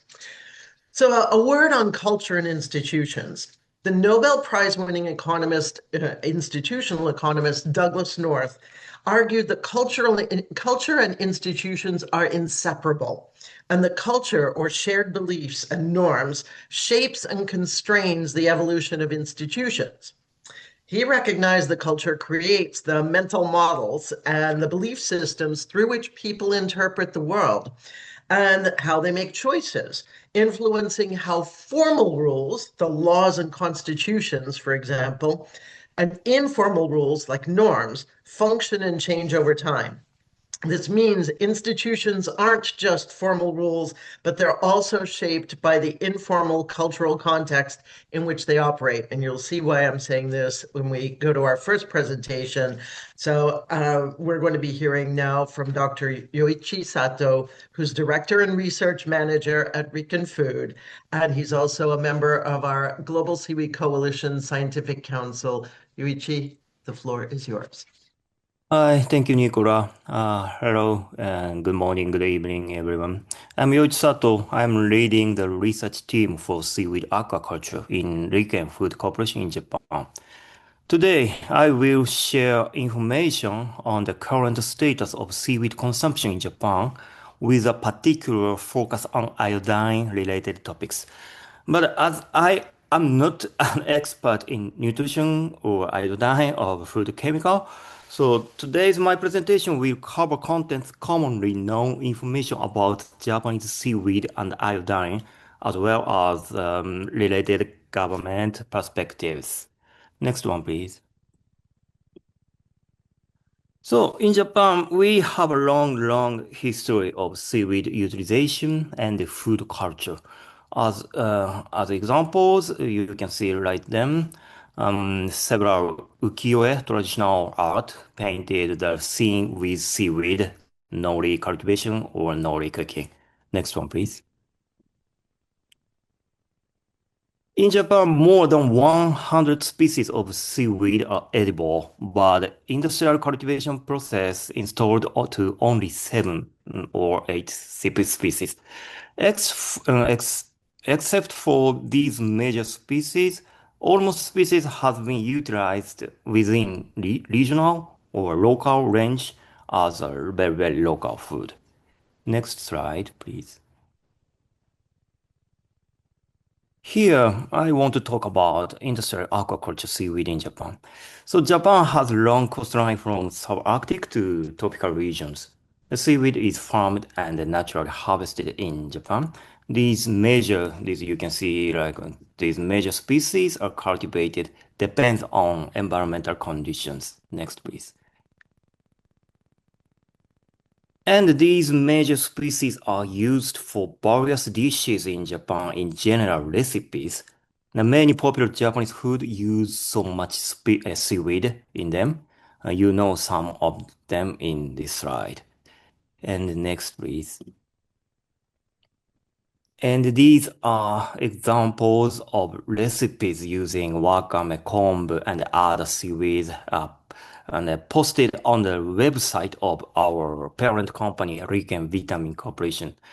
While some are very, very innovative or modernized, but all are very commonly eaten in Japan. And you can see how deeply seaweed lives in Japanese food culture today. Next one, please. Among these, kombu is very special, and the kombu is not only eaten directly, but is also extremely important as a material for making dashi, extract dashi broth. So kombu dashi forms like a foundation, very basic of traditional Japanese cuisine, I think. Next one, please. So now that kelp contains a high amount of iodine, as you know well. Here, I would like to introduce information regarding iodine intake and seaweed consumption, as clearly stated by Japan's Ministry of Health, Labor and Welfare. And I want to introduce this slide a little bit, so long time. So iodine in Japan, especially edible seaweed. So there are no legal restrictions in Japan on iodine intake or seaweed consumption. In the nutritional guideline, the UL, so tolerable upper intake level for iodine, is 3,000 microgram per day for adults. Not a low regulation how much seaweed people may eat. And second, according to Japan's DRI, ordinary Japanese dietary habits involving seaweed don't need to be restricted now. The official documents emphasize that the UL applies to habitual intake. So typical seaweed consumption with a traditional Japanese diet does not warrant regulatory limitation. However, of course, excessive intake is we have to pay attention, especially heavy dairy consumption of kombu or iodine-rich supplements and others, so can exceed the UL level. Therefore, pregnant and lactating women and other these persons, so those who consume usually large amounts of kombu require special caution. And the research consensus, for example, so Japanese iodine intake is relatively high. So approximately from 1,000 to 3,000 microgram per day, and mainly due to, of course, seaweed. This level has historically been tolerated without widespread adverse effects. So broad restrictions on seaweed are not scientifically justified. Instead, the combination of the UL framework and the targeted nutritional guideline for specific group is considered the most practical approach. And the next slide, please. So this slide is iodine contents in representative seaweeds in Japan. This information is very widely known. Note that you can see this picture. Suki kombu is a typical Japanese dish made with only kombu. If you eat one serving, the iodine contents exceeded the amount of upper intake level showed by the government. However, consuming this amount every day is unrealistic, and this UL value is a guideline. From a nutritional point, it is considered acceptable for some menus to occasionally exceed these conditions. And the next slide, please.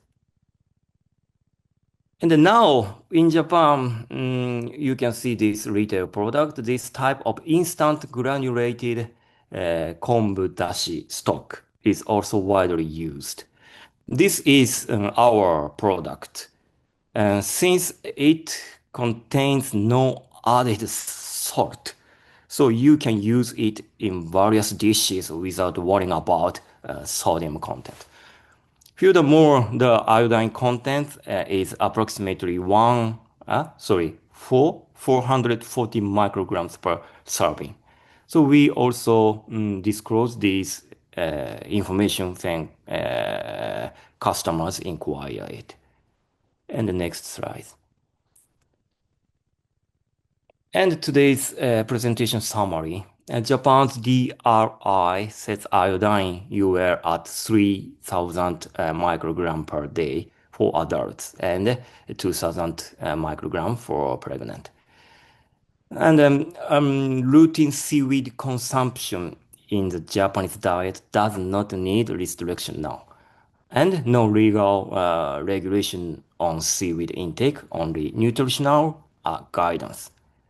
So caution recommended for very high kombu intake, iodine supplements, and iodine-rich medications. So typical Japanese intake is high, but near or within UL value for most individuals. And the next, please. It's final my presentation. This is additional information. In Japan, like slogans and campaigns promoting healthy eating habits are very frequently used. And here is an example. As shown, seaweed here. Seaweed is included among the foods we should actively incorporate. So we hope that seaweed will continue to be used in Japan as a healthy and traditional food. Thank you. Thank you very much, Rishi. In fact, we really wanted to have that Japanese perspective because, at least to my knowledge, Japan is the only country globally that is considered, that its population is considered to have adequate levels of iodine. So there's something that Japan is doing with seaweeds that is important for this group to look at and understand. So thank you so much. And now we're going to turn to Marcela Fernandez de Souza, who is working as an atypical trainee in the DG Mare of the European Commission, who has been having technical difficulties, but I think, Marcela, you've been able to resolve them? If so? Yeah. Can you hear me and see me? Yes, you're great. Yeah. Okay, go ahead. Okay, good. Yeah, thanks everyone. I'm very happy to be here. Thank you for the invitation. Well, it was Mari Studios who was invited, but I'm here on his behalf. I hope I'll do a good job. I'm going to talk a little bit about the European perspective. Well, we already touched upon in the DTU presentations, but now I'm going to summarize everything. I've also heard that there are colleagues from DG Santé here, which is great because they are the true experts from this. So if there are questions in the chat or in the discussion, please help me to answer because I'm really not an expert. So yeah, we can go to the next slide.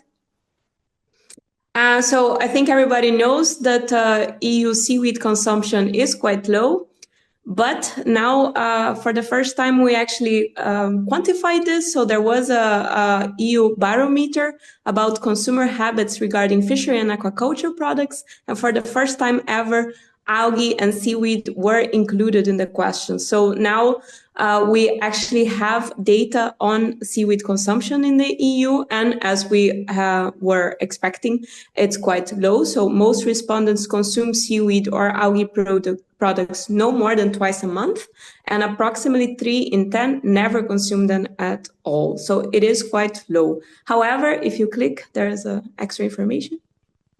However, we do see an increased consumption in the younger generation. So respondents of aged 15 to 24 are more likely to have eaten seaweed and algae. So we see a trend of change and increase on algae consumption, and that's why all these discussions are very relevant.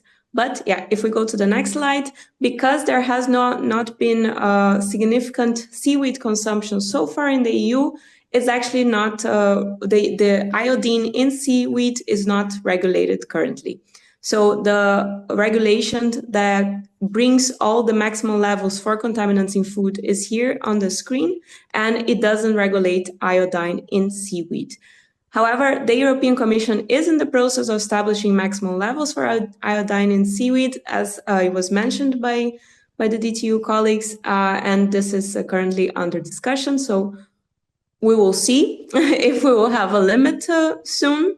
But this doesn't mean that there are no existing limits for iodine in general. So if you click, as has been mentioned, there is an adequate intake of 150 micrograms per day and a limit intake of 600 micrograms per day. This is for adults. It varies a bit for different age groups. So there is this recommendation of how much we should intake of iodine in general, but the limit in seaweed is not legislated at the moment.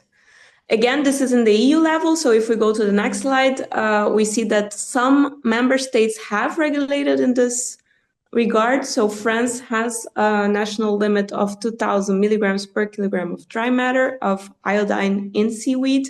And Germany has a much lower one. So they say that it should be a maximum of 20 milligrams per kilogram dry matter. So you see there's huge variation, and that's why it's interesting that now the EU is trying to create a harmonized legislation on that. So not only the limits, but there's also some consumption advices from different nations, which is very interesting to see that they vary between saying that a certain group of people shouldn't be eating the seaweed because of iodine. For instance, in France, they recommend that people having thyroid dysfunction or pregnant women, lactating women, shouldn't be eating seaweed, while Norway says in general it should be consumed in moderation. And Spain has a double approach. It also recommends that some groups do not eat it, but focus specifically on kombu species, so the ones with a higher iodine, as we have seen in previous presentations. And finally, Italy just limits on the hijiki seaweed. So you see there are some already regulations ongoing from a national perspective, but they again differ quite largely on their approach.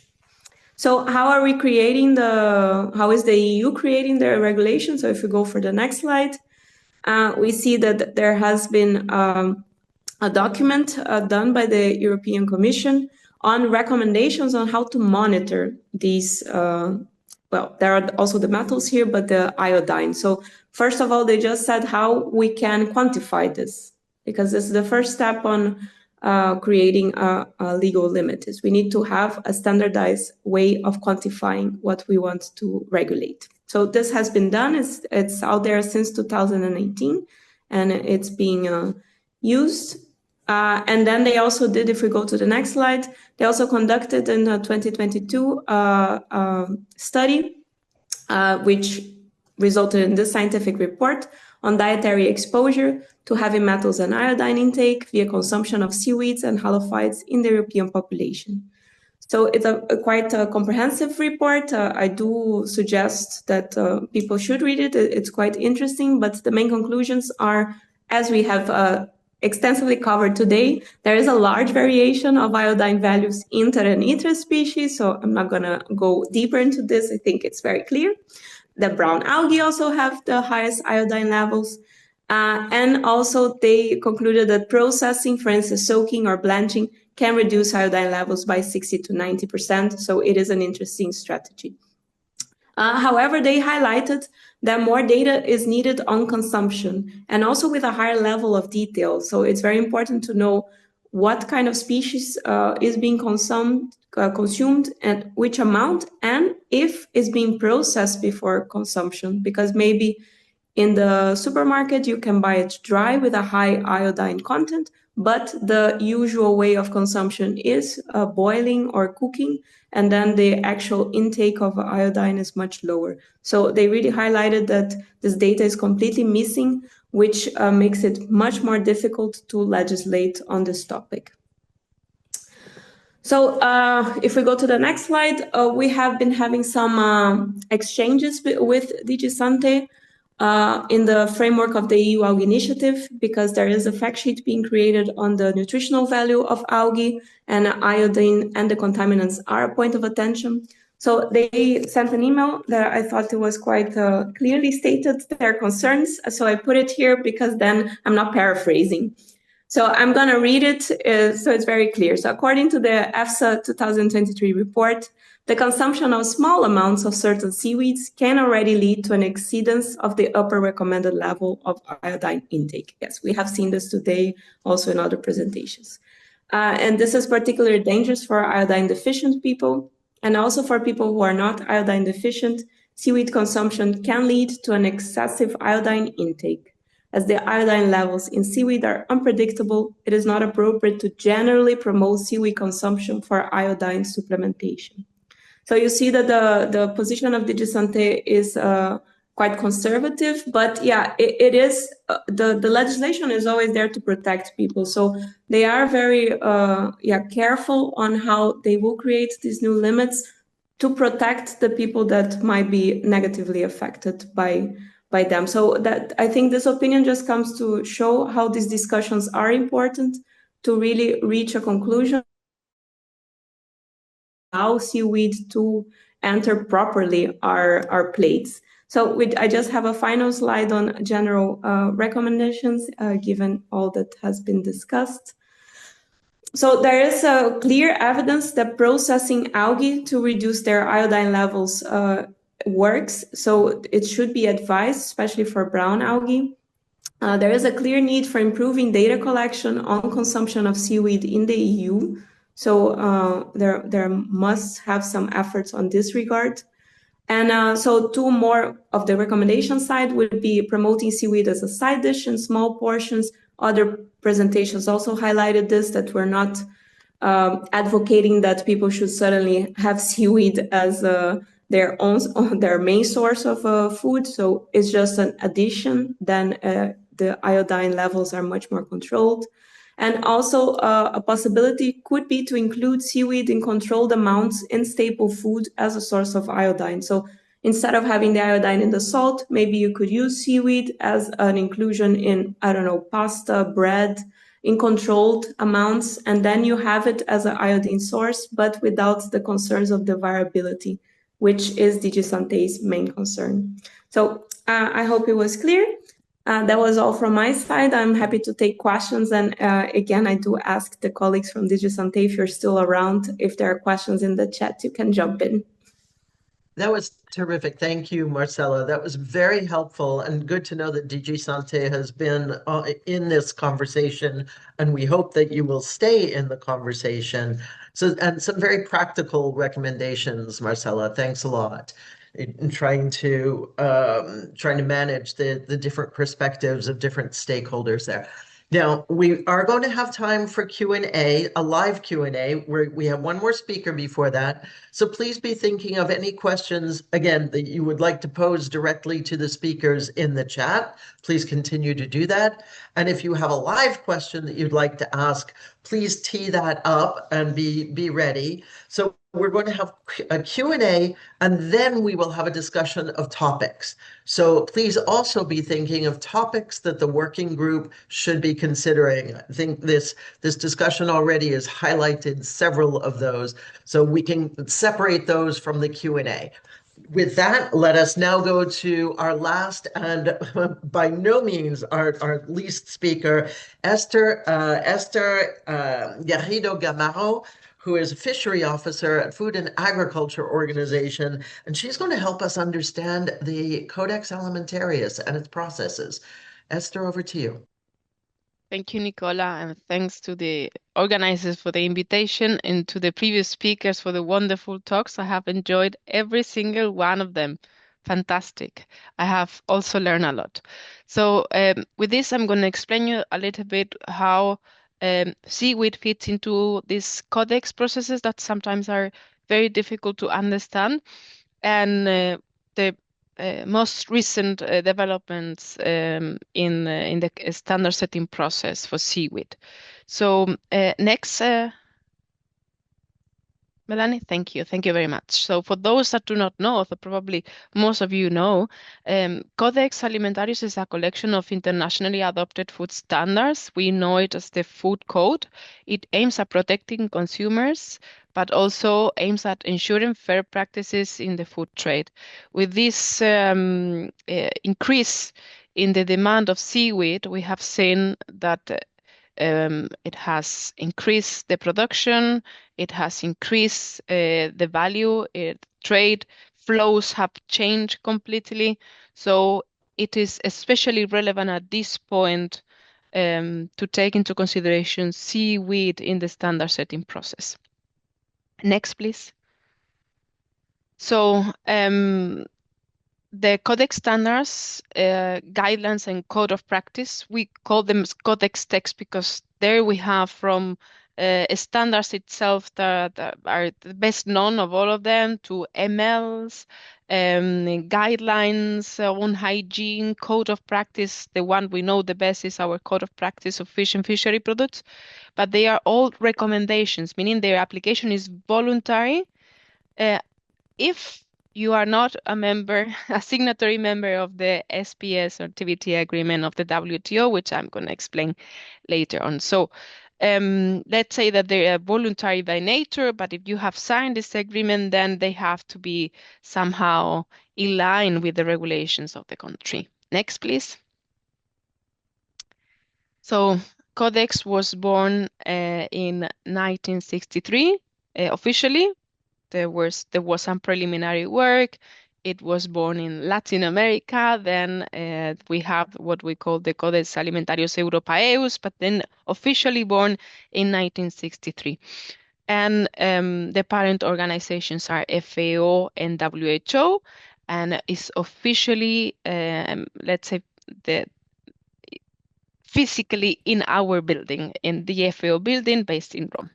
Next. So yeah, this I already said. Next, please, Melanie. So as I said, it is voluntary by nature, but if countries have signed, and most of them have signed the application of sanitary and phytosanitary measures or the technical barriers to trade agreement, then countries are expected to participate to the extent possible in the start and setting process, so they are all aware of what is happening. Next. Next, sorry.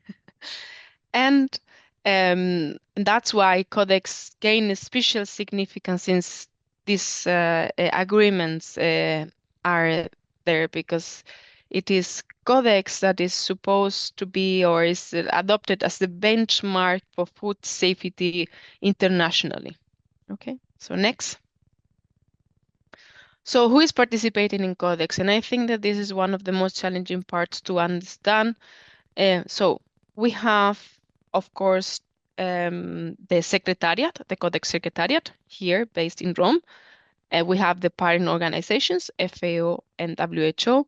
We have Codex members. So countries are our members. Most countries are members. We have 190 something. So most countries are members. And then we have the regional coordinators, because there are regional committees. And then we have host country secretariats of the subsidiary bodies. In our case, the Codex Committee on Fish and Fishery Products is hosted by Norway. Okay, and the work on seaweed, it's going to go to this committee. So each country has a codex contact point, and then this person is supposed to coordinate within the country. There's supposed to be a national codex coordinating mechanism by which this person liaises with the industry and with important stakeholders. So we are all having a very important role in this standard setting process.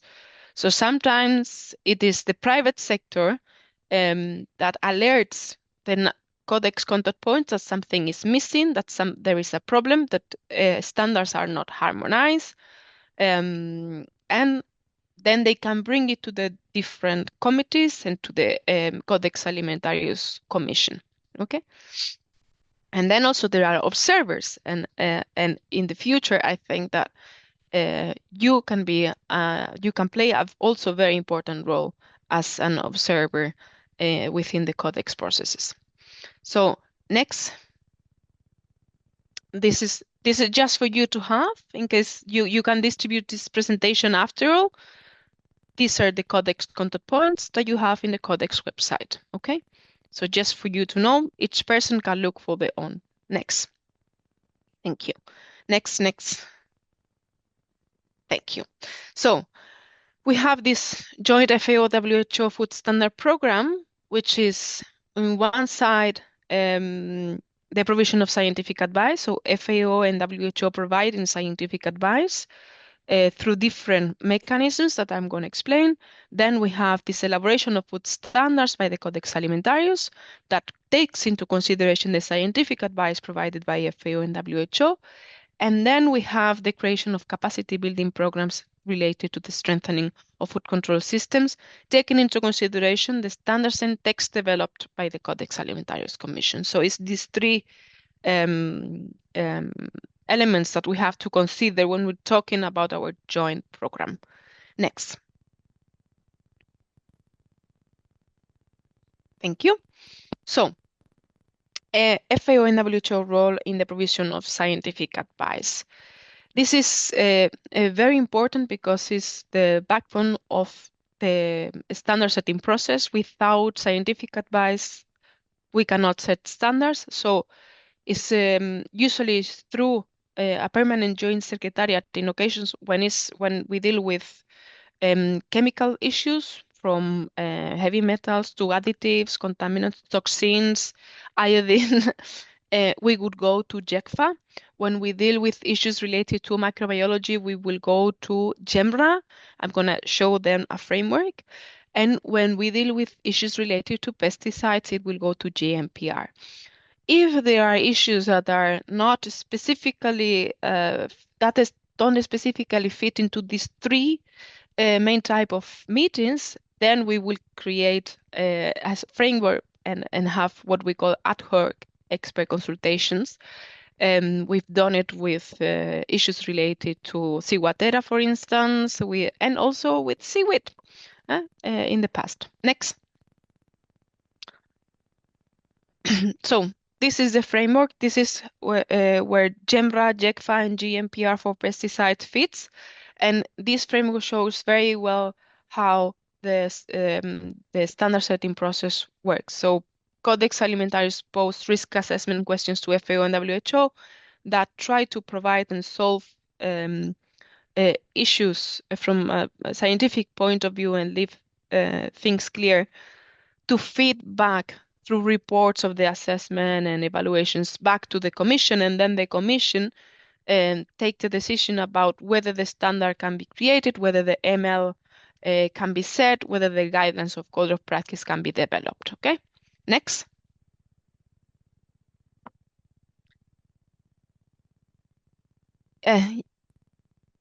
Yeah, one more, please, Melanie. Thank you. So this is all. That has already a few years, but I just wanted to bring to you some of the figures so you see the amount of work that goes into Codex. Just talking about MLs for contaminants, we have developed now, I believe they can be more than 120, but if we talk about additives, it's more than 400. If we talk about pesticides, more than 5,000 and 4,000. If we talk about MLs for veterinary drugs, more than 600, more than 80 guidelines, more than 200 commodity standards. So, and this is setting the rules about food safety for worldwide. Next. So we have what we call our general standards. So these are the standards that are relevant for all the sectors. and the committees. So when we talk, for example, about additives, it also is relevant for fisheries and aquaculture. When we talk about hygiene, it's relevant to all products. When we talk about contaminants, also relevant to all products. Next, Melanie. And then we have what we call the commodity standards, which are the largest group of specific standards in Codex. And there we have the standards related to fish and fishery products, which I believe we should change the name to fisheries and aquaculture, but there they are. Next. Next. Next. Next. No, before, sorry. And this is where our let's say the Codex Committee on Fish and Fishery Products sits, but as you can see, there are many others commodity committees, and then we have all the general subject committees, then we have all the regional coordinating committees, which is something that also you might want to consider, because it's a place where you can also raise issues that are regional, and there might be also regional differences when it comes to seaweed. So this is also a place where you can raise issues. Next. Thank you. Anything you want to find in the Codex web, any standards, any MLs, anything, you can go here. Unfortunately, there is only one standard that is related to seaweed, and it's not yet there, I think, because it's a regional one, but that's the good news that I'm going to tell you now, is that there is going to be something from now on when you search there in a couple of years, probably. Next. So it was already like 5 years ago that we started working on food safety for seaweed, because that was requested by the Commission. We did develop this report that brings together all the possible food safety hazards, including contaminants. Next, Melanie, please. And well, this meeting is about iodine, and you can see iodine here as a chemical hazard, but there are many others that were identified, and also microbiological hazards, depending on how they are consumed. They can be they can be more or less risk, and physical hazards. This report brought together everything, and we brought it back to the Commission. Back then, no proposals were developed based on the results, but it's true that after this, there was an appetite for work on seaweed. Next. And since then, we've been discussing, I think the industry have been quite active, and these are the new terms of reference for the Codex Committee on Fish and Fishery Products. And as you can see, there is a piece of work that has been already agreed. This was a decision that was endorsed by the Commission that happened 2 weeks ago. So we will be converting the regional standard for lab products that was a regional standard for Asia into a worldwide standard. And our committee will also consider new work proposals on other seaweed species and other aquatic species. In that sense, I ask all of you to play an active role, because if there are no new proposals, then there is no work to take on, and then as soon as the regional standard is a global standard, then we are again adjourned sine die. So we know that there is an interest, and we ask you please to show this interest into the Codex forum. And I think that that's all from my side. Melanie, next, but I think that was all. Thank you. All right, thank you so much, Esther. So we're ending on the international note, and Esther, it will be helpful if you can put in the chat an idea of the timeline that that we might face for submitting those proposals to Codex for consideration. So we've heard the about the international institutional framework. We've heard from several different national perspectives. But now let's first, before we go to topics, but please be thinking of those topics for the working group, let's go to a live Q&A. There's been so much activity in the chat. And my colleagues didn't see anything that we should particularly point to. So if you can use your Zoom hand, if you would like to raise a question, please do the following. Please let us know who you are, what your institutional affiliation is, and to whom you're directing your question. And please make your question brief because it's a question, it's not a statement. Any Zoom hands coming up? So far, I'm seeing none. That means it's all super clear. Nobody had any questions and there we go, Elena. Please, you've been very, very active in the chat and it's been very helpful. So unmute yourself and Hi, please. how are you? Thank you. It's not for anyone specifically, but where do we go next from here? That is my question. Some of the things we clearly are all in agreement, generalizations and all of this. So where do we go next all together as a group to move this forward? Thank you. I'm going to take that because I think you're anticipating the next portion of the workshop, which is defining the working group topics, and then we'll talk about the next steps. But thanks for raising that. All right. But Elena has shown you how to do it. Raise the Zoom hand. Well, you didn't give your institutional affiliation. That might be because most Seaweed stakeholders know you already. So Elena is past president of the International Seaweed Association, amongst other very important seaweed hats that she wears. So who else might have a question? If we don't have questions, I'm just going to move us straight into the topics portion. So going once, going twice, topics it is. All right. So with everything that we have heard so far, we've been encouraging you to be thinking about what topics the working group should cover. So to kick this discussion off, do we have a complete picture of the state of the science? I think judging by the questions in the chat, the answer to that is a resounding no. So we need to identify some specific topics in the state of the science. Do we have a complete picture of the state of regulation? I suspect the answer to that question is no, especially if we look at different levels, global, regional, national. How do we fill the gaps? Can we fill the gaps along the timeline that we've set for ourselves, which is to come up with concrete policy recommendations by May of 2026? Who else should be involved? Are there stakeholders who are missing from this discussion who we'd like to encourage to participate? So with that, let me kick this off. I see somebody that Maria Garcia Casal, you were trying to pose a question in the chat.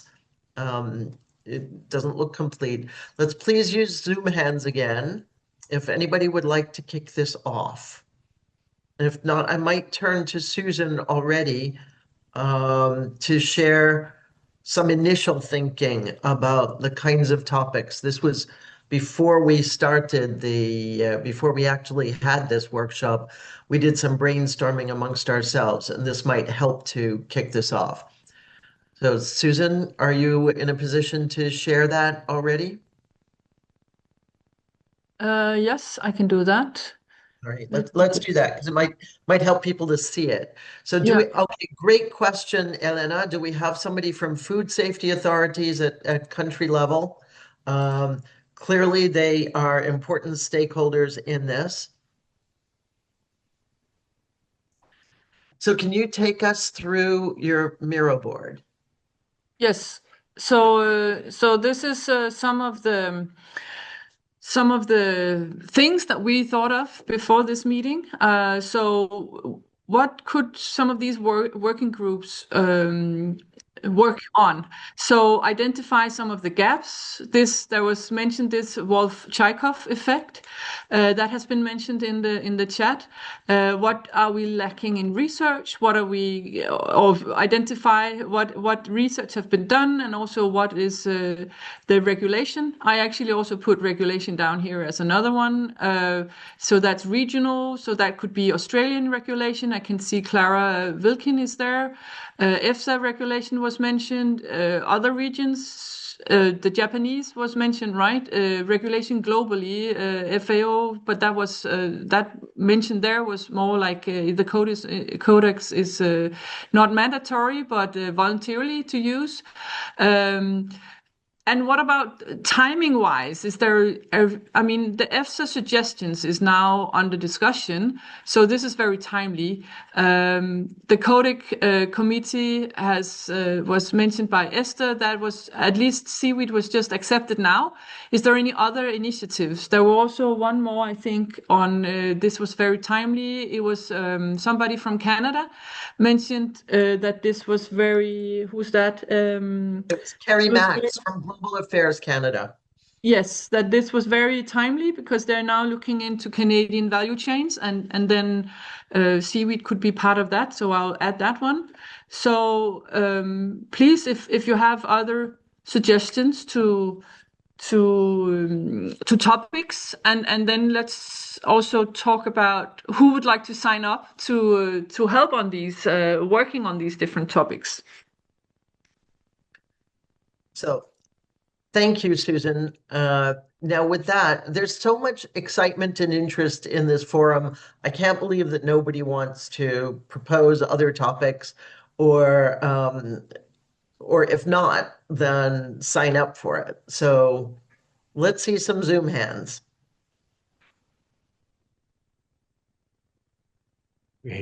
First.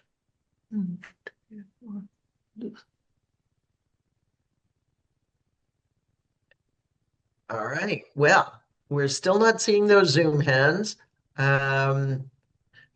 So my conclusion is that we have a lot of shy people, at least when it comes to this initial workshop, because we know that there is great interest in this topic, and we're not going to be able to do this work without the working group. So if you are interested in participating in the working group, please sign up either by raising your hand now and letting us know, or putting that in the chat, because this is going to be a collective effort.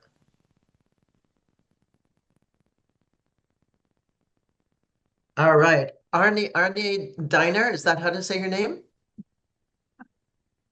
It's Dunga. You spelled Sorry, it I wrong. misspelled it. Yeah, I would love to participate somewhere, but it's so many choices, hard to choose. But Arne, could you please give your institutional affiliation and what's your point?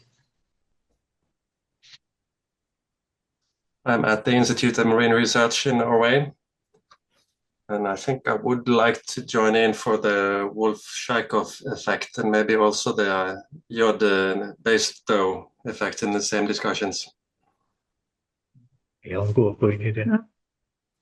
Fantastic. To answer a question in the chat, nope, this is all for love of the work. This is in keeping with your current affiliations. So if you need to carve out some time with your work programs, please talk with your authorizing environments about that. Rolf ZM. Hello, I'm Rolf Zimmermann from Lerøy Ocean Harvest, also in Norway. I would also love to work with the same group as Arne Dunga. Right. So that was the Wolff-Chaikoff effect. Yes. Was it Zimmerman or Zimmerkopf? Zimmerman. Zimmerman, yeah. Yeah. And so for some of you, so US, for instance, it's great to know you're interested. We do need to know who you are. You probably identified yourself early on in the presentation, but it just if your Zoom handle doesn't directly identify you, can you just please put your name when you express interest? So we definitely would want Australia in this. Another country that is important for this work would be Korea, if anybody has Korean contact. Let's now go to Silvio Mangini. Good afternoon, everyone. I am Silvio Mangini, representing 𝐸𝐴𝐵A, European Algae Biomass Association, as a regulatory advisor, and would like to participate to the regulatory part of this working group. Thank you. Fabulous. Thank you, Silvio. It's great to be partnering again with 𝐸𝐴𝐵A. And US, now I believe I know who US is. Go ahead.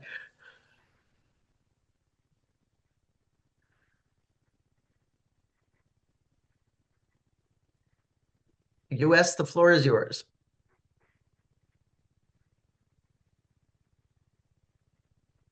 Okay, if anybody knows who that is, I can't see and I can't go back in the chat. In the meantime, so we'll come back to you. Anushka, can you please go ahead? Hi, everyone. Yes, would it be possible to, I think what we would need is to take this, because I'm also working, I'm a co-PI on Mike Ciaramella's project, and also co-author of the Seaweed Food Safety Guide. We would like to sort of bring this Miro board back to the rest of the team, just for them to review. So is it possible to share this, or maybe a summary of what the proposed research priorities are, and then can that be shared, and then what is the deadline for letting you know, just so that we can sort of rally the troops and really the working group, and for this particular project, they're actual food safety scientists. And so they would be better positioned to suggest some research priorities that in terms of information that they're lacking to inform the guide further. Great, thank you. And timeline, actually, I saw that Susan was shifting back so that we can look at the different phases, because we did want to be able to tackle, at least get a sense of the state of existing regulations and science through December. So that's ambitious, but it would be great under the control of organizing colleagues. I do think that it's a good idea. By all means, take this back to your home organizations and speak with them. Do get back to us as quickly as possible on that. Just want to flag, 𝐸𝐴𝐵 Concepcion is the chair of Global Seaweed Coalition's Strategic Advisory Council. So thanks so much for that, 𝐸𝐵. I'm still not yet, don't have a confirmation on who US is. So US or us, if you're next in the Zoom line, if you can speak, please. Yeah, so unfortunately, I'm having some challenge. So I have to use someone's machine to access the meeting. That's why you have. But my name is 𝐤𝐻𝐻𝐻𝐻, and I'm from Ghana, and I'm representing Let's Talk Environment, which is equally a member of Seaweed. But initially, I had a question apart from showing interest to be part of the working group because of my profession, which is food safety. Profession, environmental and food safety profession. So I want to show interest in the working group. But I also want to know, because I listened to the presentation, even though I went through the speakers list, and it's unfortunate that, I mean, we had no rep from Africa. I don't know whether you can throw more light on, especially from West Africa and then South Africa as well, because these are areas that we have a lot of seaweeds as well in there. So if there's a reason, none of the details that were provided, I mean, spoke about majority exempted Africa as a whole from it. So I don't know whether there is a reason, but I just want to show my interest in being part of the group. If you can please give a clarity on that. Thank you so much. Wonderful. So let me take that. It's really important that Africa be represented in this conversation. So thank you very, very much. And we did have an African presenting here, and he did present some of the results for Africa. You might have missed that at the beginning. That was from GAIN. So you may have missed that, but thank you for that. It is really important. A global seaweed coalition is working directly with Africa, as is the International Seaweed Association. Some really strong ties there. Let's go to José 𝐬𝐞𝐝. Is that how to pronounce it? 𝐬𝐞𝐝, yes. 𝐬𝐞𝐝. Okay, please. Hello, I'm here representing ProAlga, which is the National Association of algae producers from Portugal. And we would like to say we are very interested in participating in the work groups, which is internally, very specifically, with our directors. But we want to underline that we want to participate. Yes. That's fantastic. We welcome that. And before we go to the next one, I'm seeing that there's a comment also to make sure to consider pregnant women, if I'm skimming this very quickly. So thank you, Madalena. And let's go now to Lieslo. Is this how to pronounce your name? De Vlieger? 𝐸𝐴𝐻𝐿𝑒. I was not close. Please go ahead. No problem. So I'm 𝐸𝐴𝐻𝐿𝑒 de Vlieger. I'm here today with Flore van Quali, and we're from the research group Food and Lipids from Belgium. Within Belgium, seaweed is still in its infancy, but we are now doing a lot of research on seaweed specifically for the food industry. And yeah, recently we got a lot of questions on if you want to add seaweed biomass to food products. Okay, how is it with the metals? What's the regulation on the iodine? So I think for us, it will be interesting to cooperate in the EFSA regulation, but also on the new research gaps if we're looking at iodine. But again, for the research gaps, it really depends on which expertise that you're looking for.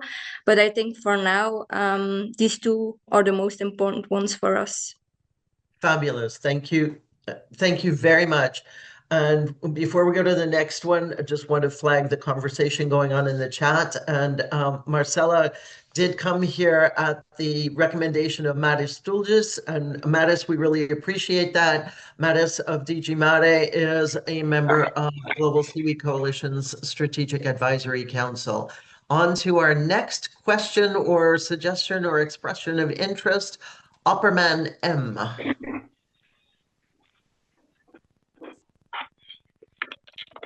Good afternoon, everyone. Marietta van Heerden from the Cape Peninsula University of Technology in Cape Town, South Africa. Yeah, I think we are doing a lot of research in South Africa on seaweeds with the rock star of seaweed research, Prof. John Bolton, also in the call in South Africa. So currently we are trying to put a food safety standard together for fish and aquaculture, of which seaweeds is one of the priorities. And yeah, I think the regulatory aspects are very important, and we draw a lot from European as well as from US legislation. So I will definitely be interested in that as well, in the regulatory part. Great, thank you. So 2 points. Thanks for flagging John Bolton's participation. John Bolton and Alan Critchley, both extremely active in the chat. We're really grateful to you, both members of GSC's Scientific Council, and really with the coalition since the beginning. You're just stalwart supporters. So thank you. And as people are expressing interest in participating, that's great. Know that this set of topics is not yet fixed in stone. So also please be thinking of topics. Despina, how do you say your name? That is great. Thank you very much. It's Despina. Despina. You're very close. Yeah, almost there. I'm from the University of Gothenburg, and I am a public health expert. I would very much like to participate in the group number 3 towards the guidelines. And I would also like to suggest to take to look into the aspects related to health and safety of the people who are dealing with the cultivation of seaweed, because sometimes we forget those who are working with the product we are interested in. Thank you. Despina, I cannot thank you enough for that comment. And you might remember Schengen at the very beginning highlighted the importance of smallholders. And so let us make sure that smallholders are indeed included in this conversation. So for our Strategic Advisory Council members who are not present on the call, but I'm looking at you now in the camera, we really believe in the importance of involving them. Please do. And of course, it's going to matter depending on the types of seaweeds that are involved. But yes, thank you for raising that point. I'm not seeing any additional hands raised, and I'm 100% convinced that not everybody has said everything that they have on their minds. Ha! Okay, Philippe. I was just reacting to the new stakeholders aspects. So of course, there is importance to introduce producers, but also the processors of seaweeds, because there were a lot in the chat about how we can reduce iodine content in some kelps, especially by bleaching and so on. So that's something which we are, and of course there is others. The processors, but also the marketers, the markets, people, the organization which are close to the markets should be involved also, because especially in the context of enlarging the consumption of seaweed by having big players in food systems also involved, it's very important. 100%, Philippe, could not agree more. And the point has also been made about consumers. And I'm not sure that we've talked about the importance of chefs. Those who are involved in really shaping consumers' tastes. So the SDG2 Advocacy Hub may be an important partner in that regard. And we do have them represented through Asma Latif on our Strategic Advisory Council. We'll follow up. Yes, absolutely, Elena. Nutritionists, if we can find ways to reach out to these kinds of groups and perhaps name some specifically. Of course, WHO is extremely important to this conversation, and so we're very much looking forward to partnering with WHO on this. As for who we should contact, Melanie, I see your hand up. So Melanie, Susan, myself, or indeed the general email of the Global Seaweed Coalition Secretariat, which either I or Melanie will be putting into the chat very shortly. And Melanie, over to you. Yeah, thank you, Nicolas. I just wanted to ask a question. I don't know if the DG Santé team is still online, but I see them as participants. I think the debate is a lot oriented toward the European discussion right now in the discussion. And I would like to hear what actually they would need to debate around the next commission or committee. Because we saw today that there is a lot of discrepancy on the maximum threshold of iodine in the US, Japan, and Europe. Was really striking to see it such a difference. And I'm not sure we can cover all the scientific topic by the moment they will take the decision. So very interesting to hear what is needed, and also wanted to ask if the review of worldwide regulation was done already, to avoid redoing a work that is maybe already done. All right. So DG Santé, if you're still on the call. I think they have left. Okay. All right. So Elena, yeah, Marcella? Yeah, just a small remark, because Melanie asked about these standards, and I was checking, and there is a quite comprehensive report by EFSA from 2014, and I think they also have this information. So it's a scientific opinion on dietary reference values for iodine. I can send you via email, and then you can share maybe with the group. That's great. And by the way, just anticipating, we are going to prepare a summary of this, and we will be sending a report out to everybody who's given us your contact information and or who were able to extract that information from Zoom. But just to be sure and safe, if you haven't already, please put your contact information in the chat. That way we're sure to have it. Elena, back to you. Hi. Hello. Sorry, before I didn't say who am I representing. I'm here mostly as a former seaweed farmer, and that we were also processing. I was also processing and selling seaweed and working in seaweed-based food product development. So I don't really know where to fit in the working groups, but I'm sure I'll be participating. On the question that Melanie just raised on previous reviews of regulation, I think and Silvio Mangini is here, and some of us here in Europe, we've been participating since 2018 in working groups related to standards for seaweed to be used in food and feed and other applications. And at least on regional levels and country levels, here in Portugal, led by the ProAlga, the Portuguese association that José just presented before, we were collecting data from the companies in terms of, iodine results of the different species and providing informations and the gaps and difficulties that everyone was facing. So I think there's a lot of information already out there individually, either in the institutions or the persons them ourselves.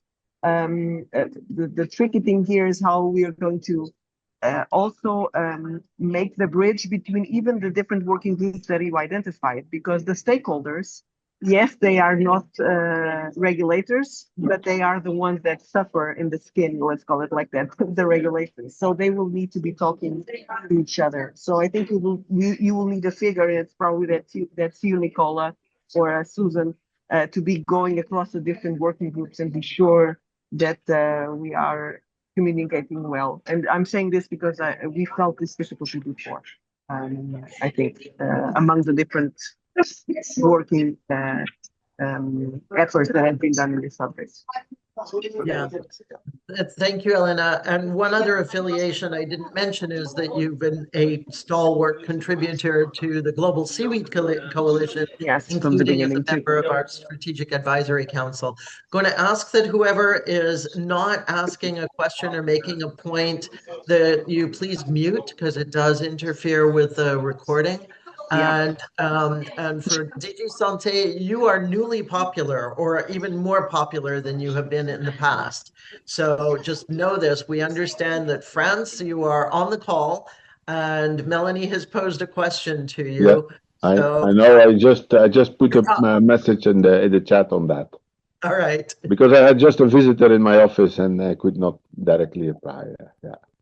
Okay, so maybe Melanie, if you can succinctly repeat your question for France, and then France, you're on.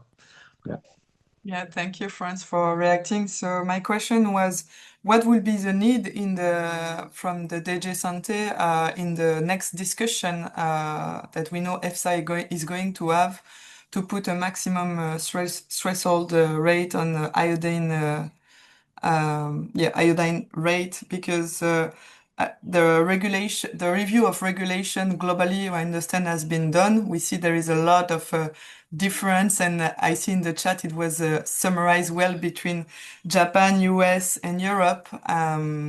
So what will be the next need? Because we know we're not going to be able to fill all the research gap when it comes to seaweed and iodine topic to enrich the discussion.